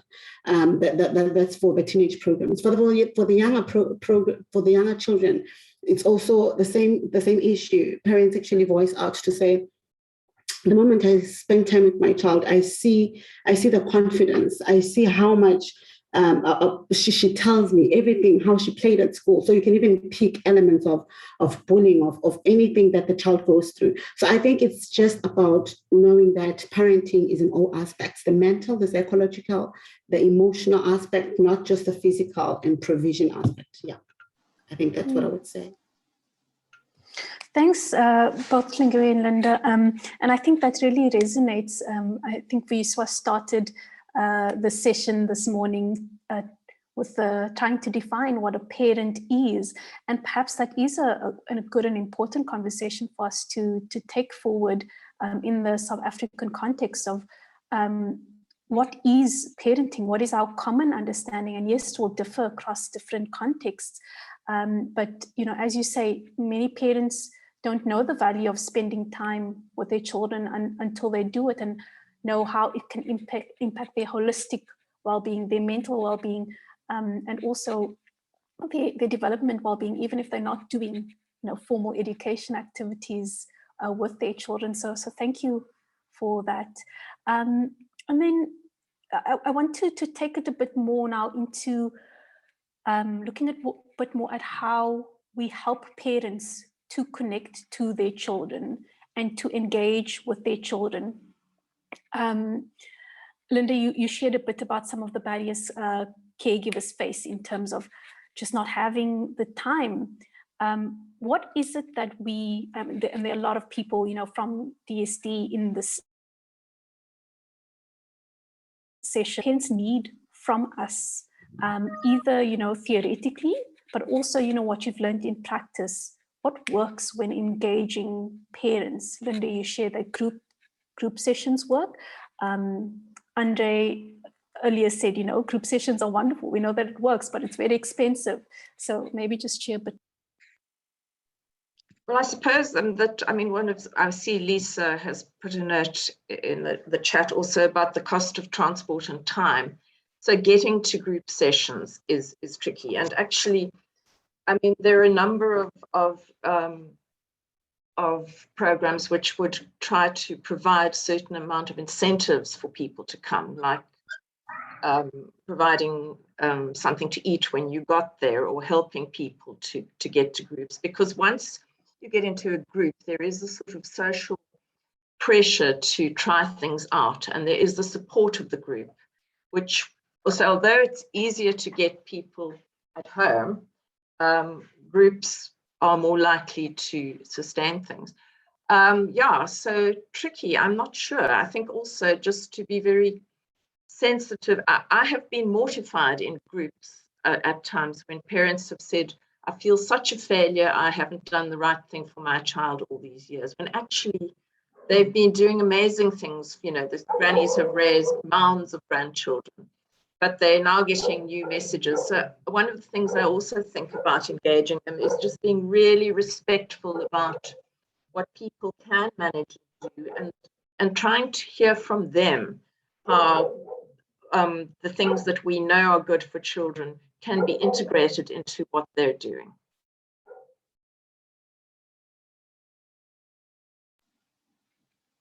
Hlengiwe, is there anything you'd like to add on that? What is it from your experience that, you know, we know that parents need from us that we can do? Yeah, that's very, before I even get there, I just want to echo what Linda said in terms of working with parents and understanding what they know and what is important to them and what works. Because we've found that, like I said, we are working with different countries. What works in Botswana doesn't work in South Africa. And what works with small organizations in South Africa, because we're working with small organizations which are implementing parenting interventions. Some at many the People Center, it's not the same as another organization implementing in another organization, in another locality. So it's very important to also just understand what they know and what parenting looks like for them, and then you're able to build on that. But then the aspect that there's a very interesting question that was posted in the chat on costs. Actually, it's interesting because one of our questions that we are actually evaluating, one of our questions is on cost of implementing a parenting program. And we are working with partners. We've got a form. Actually, we are collecting the data retrospectively, because partners then are able to enter the information that's required in terms of the spending all around. So working with health economists to do that. And I believe those findings will be helpful. But maybe just to share from what I've seen, what works for bigger organizations and smaller organizations is different. Bigger organizations are able to provide those incentives, but smaller organizations aren't. But then the trick that I've seen that works for smaller organizations is to use those local hubs where they have parents that just attend. The venue is just within vicinity of everybody. It's smaller groups, but they are able to walk there. Some, for instance, one of the organizations that we included in the study, they actually meet in a church. And it's not many of them, but they're able to meet there regularly. And the facilitators are able to walk there, and participants are also able to, beneficiaries of the program are able to walk there. Then the big organizations then depend on funding, which I think also is not quite sustained. So I think it is important to find out how much does it cost to deliver a parenting program. Thanks, Linda and Hlengiwe. And there's a question from Andre. I've got one more question, but we've got still a good few minutes left. So maybe let me take Andre's question. Andre? Thank you very much. Go ahead. I think, and thank you very much to the panel. I think it is really a good session. I just want to link to a few things that I said. You know, when we developed the National Parenting Program, the low literacy version, and it was actually done by somebody who is a world-renowned expert in South Africa in low literacy. And the lesson we learned from her is to say, because we thought we end the program with about the parent, and she said, no. When we work with parents, and in that context, start with the parent. First, let the parent acknowledge and build the confidence of the parent before you do anything else related to content. So that is, I think, one of the important lessons. But also another thing is, and what we need to understand is that if we talk about parenting programs, we should not assume it is only in our lower socioeconomic classes. Parenting interventions and parent support is needed across the board. 4 years ago, I visited my own specialized physician, who was, she just gave birth to that child. And I asked how the child is, because I'm working in ECD. And the response was, you know, at that age, they only eat and sleep. And the child was 5 months old. I nearly got a heart attack. Fortunately, there was a doctor present. But that is sometimes in our affluent upper classes, there is the same lack of knowledge and understanding that we assume is there just because people are poor. And most often, the people in those socioeconomic groups know much better than in any of us. And I think just to there's a couple of others as well, but I just want to, the last one is, or the second last one is, if we look at, and I think Linda have raised the issue and all of that, parents' involvement in early learning and development. I think parents firstly don't realize what they do are actually early learning and development and early stimulation. And secondly, I think we have created over years a narrative in this country and internationally that for enable early learning and development of your child can only happen in an ECD program. It cannot happen through the means of parents. So we have created that narrative and that false expectation, rather than to say to parents, that's a resource for you, but you are actually also quite good to do that.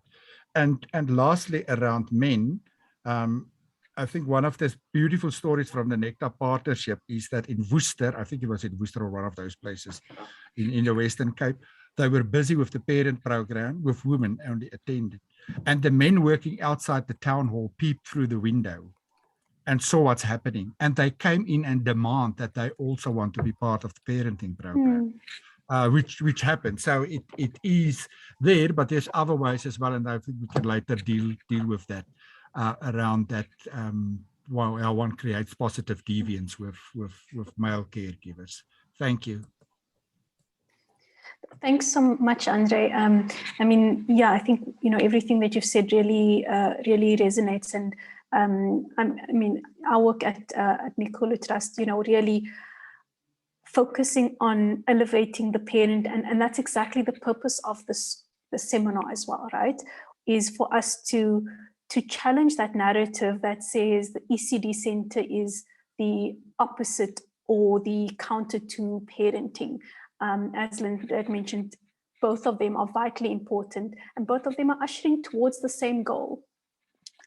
So if I can just touch on my last question before I come to Ken, something that the Prof. Tomlinson had alluded to, and you'd also, both of you, Linda and Hlengiwe, had mentioned, around building the ecosystem around parents. We can run these parenting programs and support them, but what other enabling factors are important for us to set up and to think about, probably in terms of policy, in terms of communication and so on, to create impact in the longer run, so that the interventions with parents last longer into the future.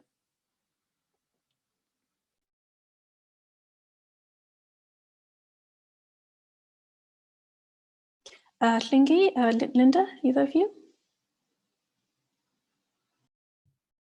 Oh, thanks. I actually thought it was a comment, so thanks for that question. So the question is, what are those interventions that we can build around that to? So I'll just make an example. You let me know if I got your question correctly. What we've seen with parenting programs is that they're really provided as a sole service or a sole product. We've seen parenting programs in different organizations provided in combination with other services. For instance, in some places they're provided with cash transfers for parents. In some places they can be provided with other services that, for instance, one of the organizations that was included in the study, it was a granny, an old, basically it's an educational program for grandmothers. But then they've included the parenting program there because most of the grandmothers were found to be carers of young children. So then they receive the parenting program, but you find that they are also participating in several other structures. And that's one thing that we want to also study, to see how the interaction of services helps in improving the life of the parent and also the relationship with the child. And is it better when it's provided as a sole product or in combination with other services? So that's what is also interesting to look at. But what we've realized is it looks like the sustainability, parents are more likely to attend if they know they are also answerable to other services which are of benefit to them, than when it's just one sole service. And one of the other things that I just want to raise before maybe I leave the platform is that one key question that we've actually encountered is that what is parenting, in the sense that our programs normally will choose a parent, a caregiver, and a child, one child. But then there's always been a debate in terms of, is that parenting or family? Is it family or parenting? Because there's so many children. Who do you pick and say, okay, I'm going to pay you with this child. I'm going to assess this child. If I've got a pre and post questionnaire, I'm going to have one child answer and you. So those things are very important as we think about these things, to say, is it in some cultures, a family is everyone. Parenting is the child and the father and the mother. So how do we isolate, and in terms of how we want to evaluate, differentiate in terms of, I'll pick one kid, I'll pick one parent, and see how that looks like. So it's just a thought that I want to put in there to say that's one of the culture dynamics and shocks in some areas, to say we are all parents and we've got kids. Yeah. Thanks, Hlengi. Linda? Just in brief, just to say, I mean, almost all the parenting programs that I'm familiar with here see themselves as a sort of potential conduit to other services, to draw in other services. We've got very good policy things, and to also facilitate access to them if parents don't know how to get there. So I think just seeing wherever the child is, or wherever the point of contact is, to try and just be part network to get that support system. Great, thank you. I'm going to check whether Kane and Pam's questions are quite quick. I know that our time is almost up, but if you can, Kane, you can go first, and then Pam, just to share your brief questions. Sure, thanks, Kalima. So I'm just going to elevate some of the questions from the chat. Just to reflect, there've been some comments on the importance of parental factors, working from the known to the unknown, the importance of focusing on parental well-being, and the fact that group work can support that, and also just making sure that your parenting program aligns with parents' schedules. The two questions that came up were from Abigail and Vuyiswa, and they both focus, I think, on the context of parenting within the COVID-19 pandemic.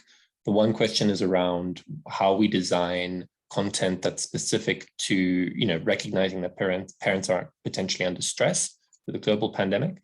And the other one is focused on potential increases in young girls falling pregnant and the extent to which that could have an effect on parenting going forward.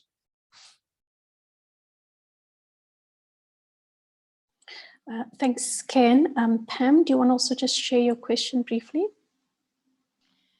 Mine's more an observation than a question in the link that Linda made between various forms of supporting children's early learning and growth and well-being, and the need for these to link together, and to put out the challenge to people, have they thought of building the capacity of ECD practitioners and principals and playgroup leaders to actually facilitate parenting programs to strengthen the links for them and to improve child well-being generally? Thank you, Ken and Pam. I'm going to hand over to Linda and Hlengiwe, and also to wrap up, if there's any closing points you want to make, we'll just take 1 or 2 minutes each.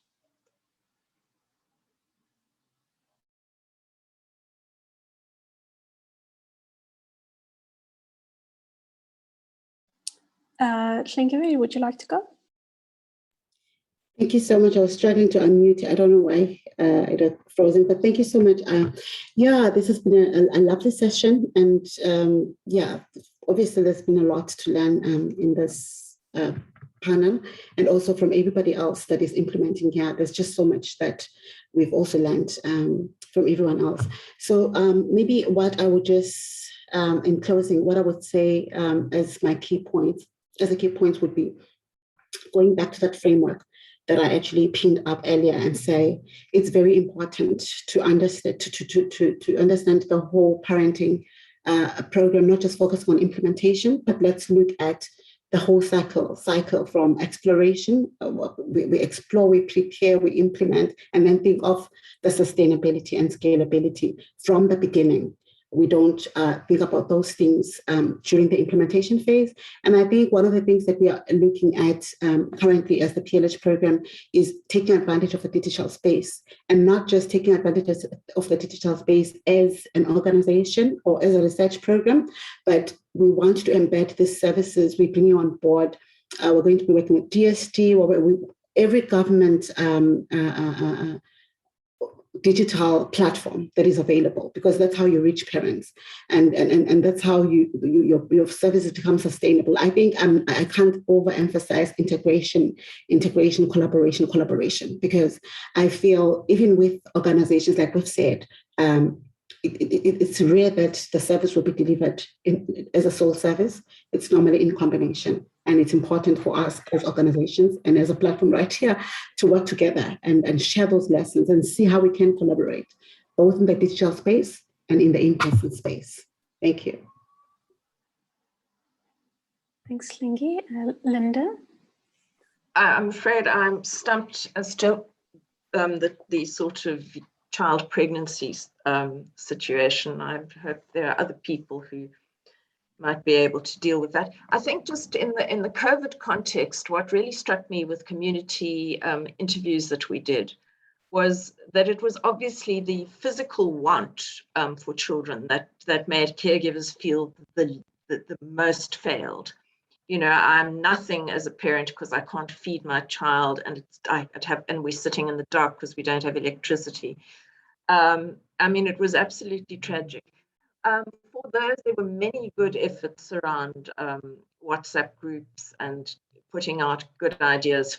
And again, it benefited a certain segment of parents very much, and they got lots of great feedback about it. But there were also parents who simply could not access those resources. So I do agree, we need a whole range of strategies and a whole range of partnerships in order to provide the necessary support.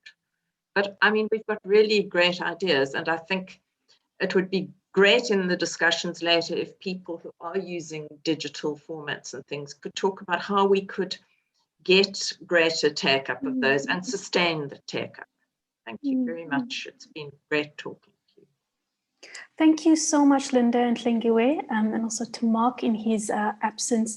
You know, as you're speaking, we're really speaking about how do we use research and what we know works, but also make it very practical and adaptable in different contexts. And how do we integrate it into what is already being done so that it is sustainable and scalable?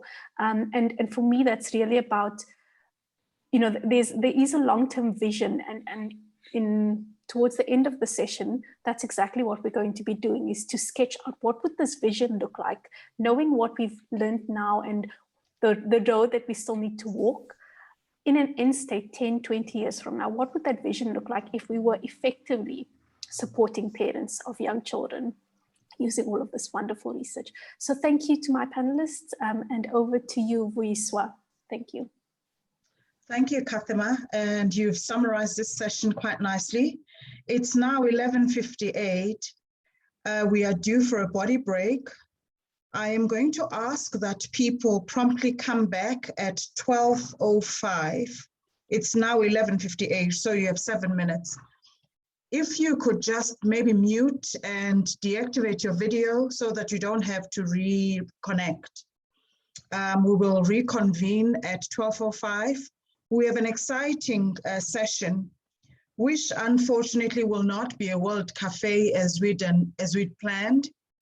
But to make sure that the technical side of this webinar goes on smoothly, there will be breakaway sessions, and people will be divided randomly to attend the 4 15-minute breakaway sessions. I will do the introductions of the people who will be showcasing once we come back at 12. Great. It's now 12:06, and in the interest of time, we can just plow through. We have 4 showcases, 4 organizations showcasing their programs. We have Erika Yoste and Suzanne Vessels from Hope Worldwide. Erika is a senior program manager at Hope Worldwide, while Suzanne Vessels is from Save the Children. Can I see those 2 hands, please? Are they here? Suzanne, are you here? Erika? I'm here, thank you, Suzanne. Fantastic, fantastic, thank you. Great to see you, Suzanne. We also have Sakile Zungu from Mikulu Trust. He's a program manager at Mikulu Trust. Sakile, are you here? Yes, I'm here. Fantastic. We also have Rachel Rosenthal-Thresher. She is the CEO of Lalanati and a member of the South African Parenting Programs Implementers Network. And she is representing Parenthood South Africa. Rachel, are you here?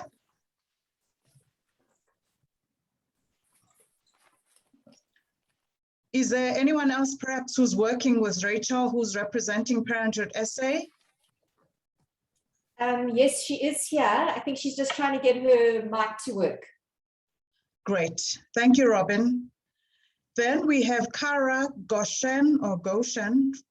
She's a communication specialist at Do More Foundation. Kara, are you ready? Yes, ready to go. Thank you. Fantastic. So Jade is going to assign people randomly to those 4 breakout groups. We have 10 minutes for discussion and 5 minutes for Q&A. And once people come back, they'll have 2 minutes each to just report back on their deliberations. Thank you. Enjoy the breakouts and see you in 15 minutes. Sorry, Cara, just from my side, if you can make sure that Suzanne and I are in the same breakaway group, because we're both doing the same presentation. Great, thank you. All right, I've opened the rooms. You should be going into the breakout rooms any second.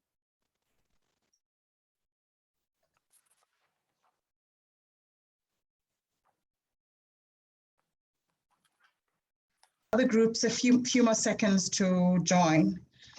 In the interest of time, we would like to finish at exactly 1 o'clock. I am going to skip the report backs from this session. I would like us to do something a bit more practical in terms of creating a vision and getting people to brainstorm using Jamboards. Is that all right? Sorry to cut in. Considering time, it might make sense to move on to the way forward session, because I think then we'll definitely be able to do that justice and continue on time. Is that okay? Okay. So for that way forward, we are still going to use Jamboards, right? Kayan? Yes. Okay, we are one facilitator short, so we will make the groups 7 instead of 8.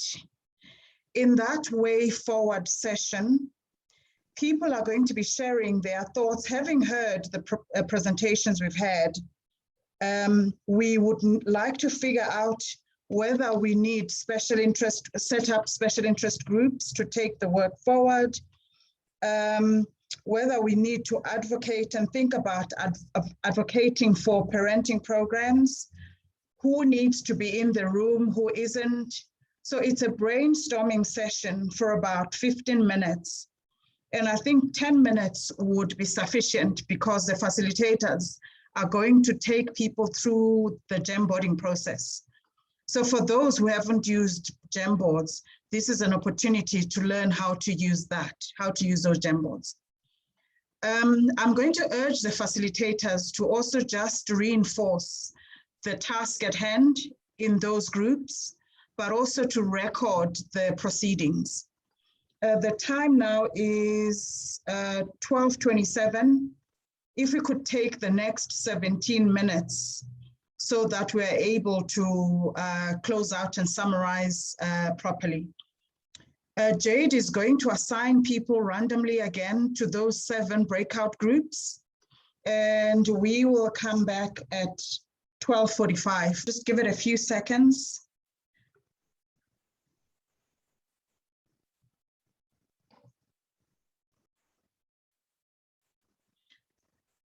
I think rather than me summarizing the proceedings of this webinar, I'm going to give the groups 2 minutes each just to share their brainstorming results and taking 2 minutes to share what's come out of their way forwards. After which Kayan will do the vote of thanks and close. I'm just going to pick 3 random groups. Can we have someone representing group 1 sharing what was discussed in that group? And that'll be 2 minutes, no longer than 2 minutes. Thank you. Who was in group 1 who's ready to go? Yes, me. I'm afraid we couldn't get the Jamboard working at all, but we got some really useful feedback.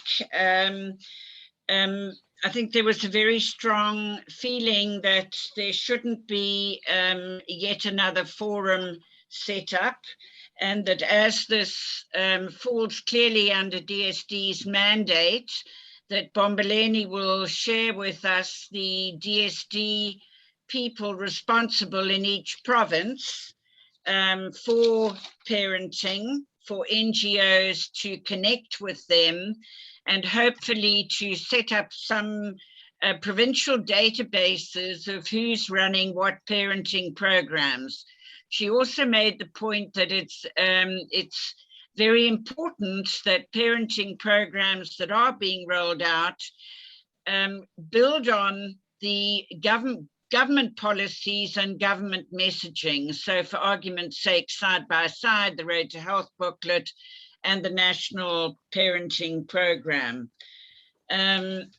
And I think those were the other things that came across were the importance of digital platforms, the amazing resources that are available out there and free, and how do we support parents to uptake what is available there, what support do they need to be able to know what resources are available and how to make use of them and use them in their homes. So that was the main feedback. Thanks. Thank you, Pam. That was exactly 2 minutes. Well done. Can I now have a representative from Group 4? And after that, Group 6. Thanks, Vuyiswa. That's me. I'm just scrolling back to my Group 4. We'd spoken quite a lot about the practical interactions that we need to start having with parents. So looking at how we can use ECD centers as an avenue for engaging parents, so that we can start creating that symbiotic relationship between the ECD center and the parents, both recognizing their place, and also very much focused on how we can practically support, help parents do what needs to be done within their constraints. So focusing on reaffirming parents, so making sure that parents know that what they are doing is already good. This is just in addition and supportive and accelerating what they're already doing, and building it into their daily lives of when doing what you already are doing, but doing it in a present and focused and caring manner. Someone said that, 1 minute of focused, supportive, loving engagement is better than, 10 minutes or half an hour of unfocused, unengaged, disengaged.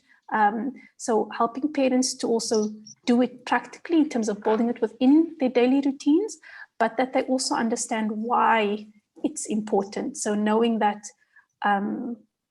giving them that motivational, like they say, just that extra information that helps them realize this is the benefit that I'm doing by focusing just for this 2 minutes on my young child.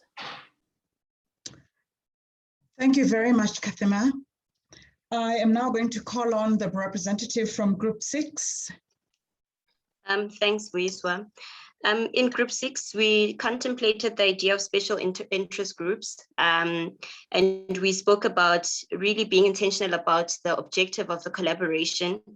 We touched on having a kind of differentiation between interest groups that are for parents for younger children and older children, because the work isn't usually the same. We have to be quite specific about making that delineation.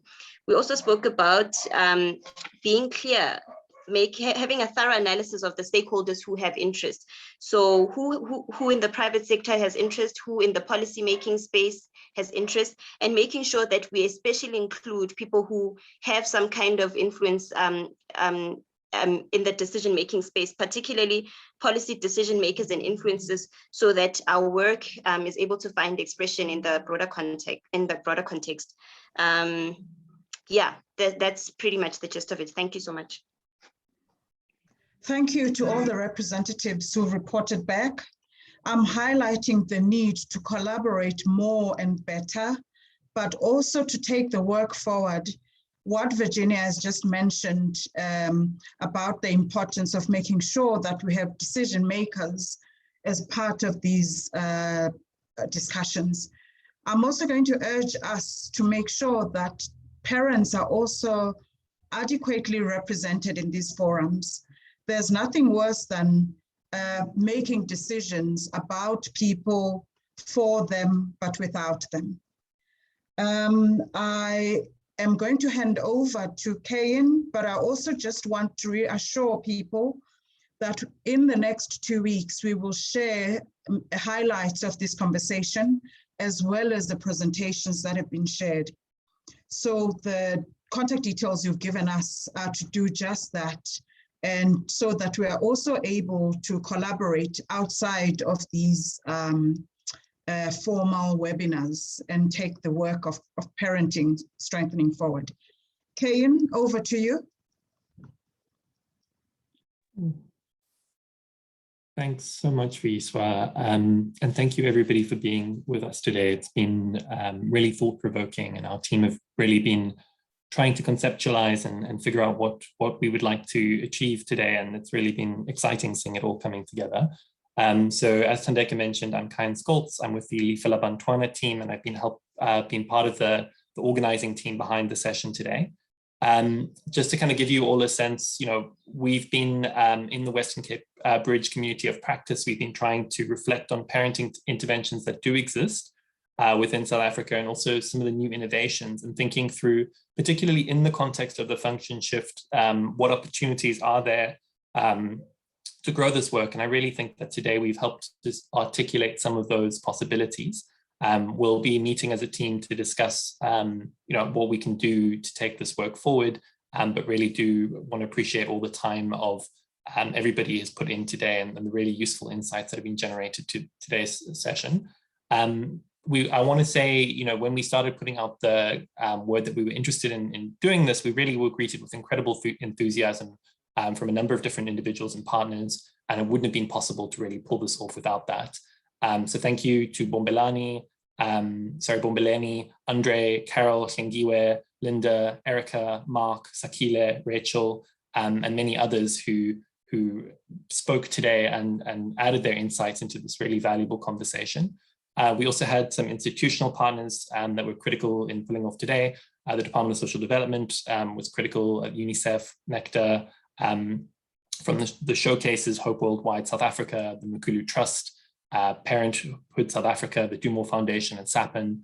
Without you, we wouldn't have really been able to have such a stimulating, and broad view of some of the excellent interventions that are already happening today.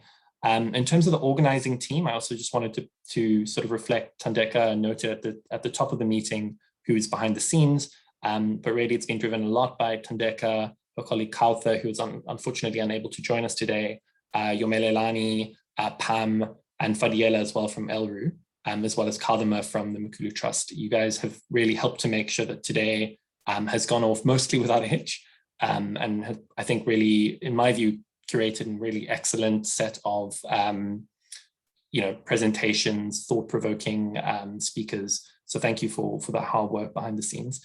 And none of this obviously would be possible without the audience members, the people who've joined today. We recognize that making 3 hours of time to attend this kind of discussion can be very difficult for many of you who I think are busy with either implementation or research in your own worlds. So thank you for taking the time out for this, I think, really important conversation. So thank you to the nonprofit organizations, the donors, parents, people joining in any capacity that you've been joining today.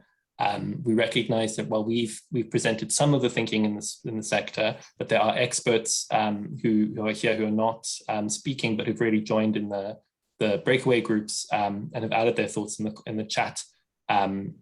And we would like to continue this thinking going forward and figure out how we're going to progress this work. So just to note, we did rush through the agenda. We didn't have as much time for breakaway discussion as we would have liked. There are some inklings of thoughts in terms of next steps, but you're also welcome to send us any thoughts or suggestions in terms of how you could see this work going forward. We love comments and suggestions. We also really like if there's something that you're able to drive to kind of put your name behind that, because obviously, Bridge is a very small team who are kind of working with trying to coordinate work, but are not always able to drive everything themselves. So if there are any particular suggestions or offers to assist, that's always appreciated. So in terms of how to get in touch with us, the best way is to really send your suggestions to Thandeka at Bridge. The email address there I will pull up and post in chat quickly. But the email address there is, sorry, just gonna draw that up. I had already posted it in the chat, Kyan. Okay, great. So Thandeka's already posted in the chat. If you wouldn't mind reposting Thandeka, then anyone who'd like to add comments, please do send them through. Okay, that is my vote of thanks. Anything anybody else would like to, any from the organizing team would like to share before we close? No, I think you did a sterling job. Okay. I do, and I would like to thank you, Kane, as a partner who's held that space so efficiently in the Western Cape. And of course, amazing Thandeka for the work and the leading she does of our ECD program. And with those words, go well, and please feel free to reach out. Thank you. Goodbye. Thank you. Thanks. Thank you so much. Thanks, everyone. Thanks, everybody. Bye. Thank you so much. Bye. Happy Bye. parenting. Thanks, everybody. Bye.